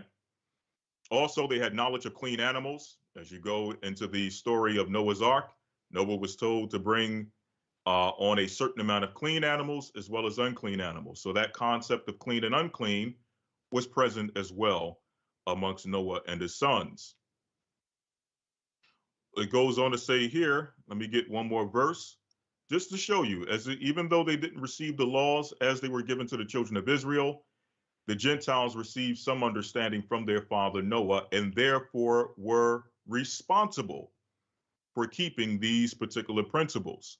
So they were not left without understanding. They were not left without certain principles from on high that would teach them the idea of right from wrong. It goes on to say here in verse number 6, in fact, verse number 5, and surely your blood of your lives will I require at the hand of every beast will I require it, and at the hand of man, at the hand of every man's brother will I require the life of man. Whoso sheddeth man's blood, by man shall his blood be shed, for in the image of God made he man. So we have the concept of what? Thou shalt not murder. Okay? All of this was established with the sons of Noah after the flood. So they had an understanding of right from wrong. Right? So let's see how the Gentiles descended from an understanding of God and his principles, at least some of his principles, which some may call the Noahic laws, to now moving into idolatry and how that idolatry led them to accepting what we call today alternative lifestyles. Moving on here. All right, that last scripture was the book of Genesis, the 9th chapter. Genesis chapter 9. The first precept we went to was the book of Romans chapter 3. Okay. Let me get it here. Romans 3 and 9. Okay, Romans 3 and 9. All right, you there, Elder? Yes, I'm here. All right. We're about to break down, right? Yes, sir. I was just going over one thing before we closed out. Oh, okay, because there's something that I have to handle, right? Okay. Well, if you would like, we can end it here. So yeah, I'm just saying, the devil's busy, but hold on. Let's see here. Let's see. So I know the brothers and sisters are looking at me. All right, there I am. There I am. Yeah. Hold on. Go ahead. You can answer the last question if you may, Elder Lawyer. Yes, sir. We're just going over, someone mentioned that there's a religious aspect to this confusion that we're seeing. So we're just going over that very quickly in Romans 1. Let's do it. After this, we'll close out. Yep. All right. Romans chapter 1 and 20. So it says here, that the Godhead is an example of what is right and what is wrong. For the invisible things of him from the creation of the world are clearly seen. So the question is, how can something invisible be clearly seen? Well, it goes on to say, being understood by the things that are made. What did God make in the beginning? When you go to the book of Matthew, the 19th chapter, Christ tells us what? Very quickly, Matthew 19, Christ tells us that the Most High made male and female in the beginning. That was the representation of the Godhead on earth. Okay? In Matthew 19 and 4, it says, and he answered and said unto them, have ye not read that he which made them at the beginning made them male and female? So this is what was made at the beginning as a representation of what God stands for. Okay? Verse 21, because that when they knew God, that there was a time in which the Gentiles knew the Most High. When? Under their father Noah.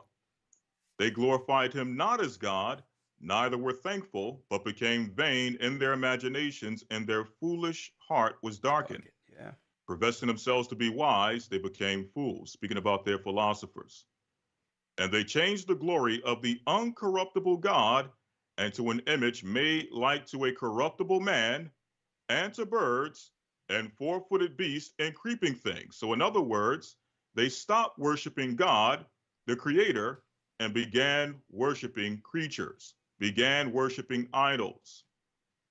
So once they started worshiping gods made in their image, gods crafted after their hands, they could now craft their own religions and their own beliefs pertaining to these gods. Moving on, it says here in verse number 24, wherefore God also gave them up to uncleanness through the lust of their own heart, to dishonor their own bodies between themselves. So now we're starting to see the alternative lifestyles coming in as they began to corrupt the image of God, who changed the truth of God into a lie and worshiped and served the creature more than the Creator, who is blessed forever. Amen. For this cause God gave them up unto vile affections, for even their women did change the natural use into that which is against nature. So again, we're seeing alternative lifestyles creeping in as a result of corrupting the image of God through idolatry. 27 says, and likewise also the men leaving the natural use of the women, men with men working that which is unseemly. Hold on. And receiving. I'll be right back, right back. 1 second, all right? Yes, sir. 1 second. It says, and likewise.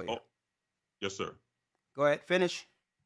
Yes, sir. Verse 27, and likewise also the men leaving the natural use of the woman, burned in their lust one toward another, men with men working that which is unseemly, and receiving in themselves the recompense of their error, which was meat.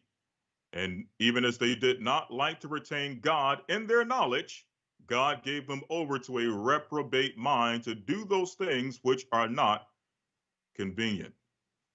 All right. So that's the religious aspect of this agenda that we're seeing, this propaganda that's being pushed.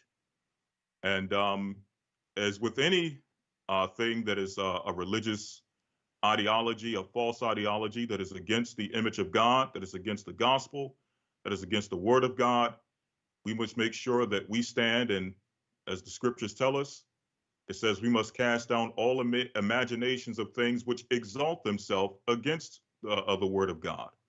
And that's exactly what we're doing, and that's what we have been doing. And ultimately, as we've been mentioning throughout this broadcast, we have to make sure that things are set in place for our children to ensure that they are protected, their minds are protected, their hearts are protected, they are physically protected from this onslaught. And with that, I'm going to conclude. Okay. Yes. Sorry about that. Elder Lawyer? Yes, sir. Check 1, 2. Hold on. Say something there. All right. Mic check 1, 2. Test. Yes, we're good. All right, Elder Lawyer. Anything else on that? No, sir. No, sir. We can conclude. Okay, someone has a comment, and then I can let people understand uh, what to look forward to in the future. One moment as we embark on this serious journey. Hold on, I'll call you right back, okay? Yes. All right. Hello, hello, hello. All right. We have Alicia Ba has a comment. Alicia Ba? Yeah, I think we got all Y'all of the. got that? All right. Yeah, we got all of the callers. Thank you, Elder Lawyer, for handling that. All right. As you know, the devil's busy, but the truth prevails. Shalom, my brothers and sisters. Thank you, Elder Lawyer. I hope you have had some good understanding, and maybe we can understand on what to do, what will befall a broken world, how we can come together as the end near for parents, men, women. What are we willing to do to get in front of them sodomites coming against our family? And if we don't defend our people, no one will. So come under the hedge of Christ and let's finish the war. One other thing I wanted to put out there to warn some brothers and sisters out there real quick is that, brothers and sisters, real quick, there's a group that's overseas between Egypt and Jordan. Thank you for using Blog Talk Radio. Goodbye. Okay. That's between Egypt and Jordan. And I've gotten wind that they're targeting people, bringing them on Zoom calls, okay, and charging them to come over to live in these other countries. A lot of things are going on. A sister came back the other day. She found out about us once it was too late. She was already over there, and they took all of her money, and she's back here with nothing. An elder woman. And she says they went over there in 2020, 2021, about 100 some odd people over there just wandering out there. Okay? So I'm just here to say, and I tell brothers and sisters all the time, be very careful of these schemes that brothers and sisters have concerning going other places. If they're not, and I'm going to tell you, because usually when it happens, they circle back around and reach us after it's too late. And it's these brothers who have these women in front, coaxing other women and others over there. And they took this woman's last savings. Okay? Thieves. So all I'm going to say is, brothers and sisters, be very careful. It's not, the enemy comes in all colors. And don't think because someone is saying Ahayah or saying that they down with the Most High. No, they're targeting our people, the impressionable ones, out of their retirement. And guess what? This sister, she gave all she had to this so-called group and came back with nothing after getting extradited. So be careful. Don't follow those people. And if you do, understand that we told you, they're going to sell it like it's gold. They're going to make you think that they're offering the kingdom of heaven. Oh, yeah, we got your apartments. We're going to set you up. We're going to do this. And the next thing you know, they're out of there after stealing your money. Okay, these are Israelites that are going into these other countries using fleeing as a scam. Okay, so you've been duly warned. I can't say anything else but say, be patient. I know that eventually we're going to have to leave and go into other areas, but I would suggest get up under a congregation and be guided by like-minded souls, because we are all we have, okay? We are all we have. You go over there with those strangers, no telling what's going to happen, okay? Let me say that. The next announcement I would like to make, let's see, Elder Lawyer here. Skype. Oh, yeah. The other announcement I would like to make, all right, is that, June 25th begins our next academy. I hope you all are there, okay? And we'll be going into the archaeology and history on each lesson to prove the Bible correct according to archaeology and history. A master class for 3 months. I hope you are, and I hope you all be a part of this for 3 months, starting June 25th. Praise the Most High, another great Hebrew and Bible Academy. The next thing I know you all are excited to hear, Elder Lawyer, they was asking when will be the next project. Well, soon we will be premiering the video in the song Bye Bye. Bye Bye Babylon on another level. Okay. So we will be premiering that video, and we're going to bring that video out and premiere it next week. And I hope you all will see it, hear it, support it as we embark on another music project, Music with the Purpose Part 2. Okay. So the work is moving. The Most High is bringing forth new music, and I hope you enjoy the premiere video. Bye Bye next week. Okay, we're going to try to have it out where you'll be able to access it on different platforms, as well as we'll jump that off right after the video is revealed. Okay, the premiere video next week, and from the video, boom, Music with the Purpose Part 2. I know it's it's been long awaited and anticipated. All right, so I hope you all will be behind it and bless us and help us as we finish this thing. As Babylon falls, Israel rises. Elder Lawyer, you have anything to say? No, sir. No, sir. Someone asked, should anyone go to Jordan with everything that's going on there? We made it clear, brothers and sisters, that no one is to go into the areas of Lot, because in the war, they will be utterly eviscerated. The fire is coming in those areas. Do not go into those areas. Okay? Do not go into Jordan, and do not follow these people who are over there, because what they're seeking is finances from America to keep them afloat. So what's happening is there's no way they can actually sustain themselves on their own as individuals. So they come in packs and come up with these elaborate schemes on Zoom to get you in, to actually target those who are weak. And then they'll have the women call those people that begin to transfer money and all that. It's almost on a level of a Nigerian scam, right? And because they do facilitate helping you over, right? They'll say that we've done our part, but now you're out there by yourself and cannot sustain. So, all right. So be very careful. All right. So, so may the Most High be with you. Stay prayed up, sin not. We will soon see Zion. Shalom. Thank you, Elder Lawyer. Yes, sir. Thank you. Bless you, bless you, bless you.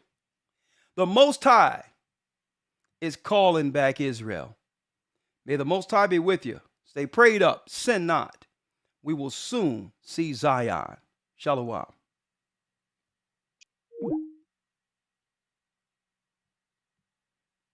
Arabs and Africans told us at gunpoint, together our wives and children then sold us. In the belly of these great ships we traveled in fear.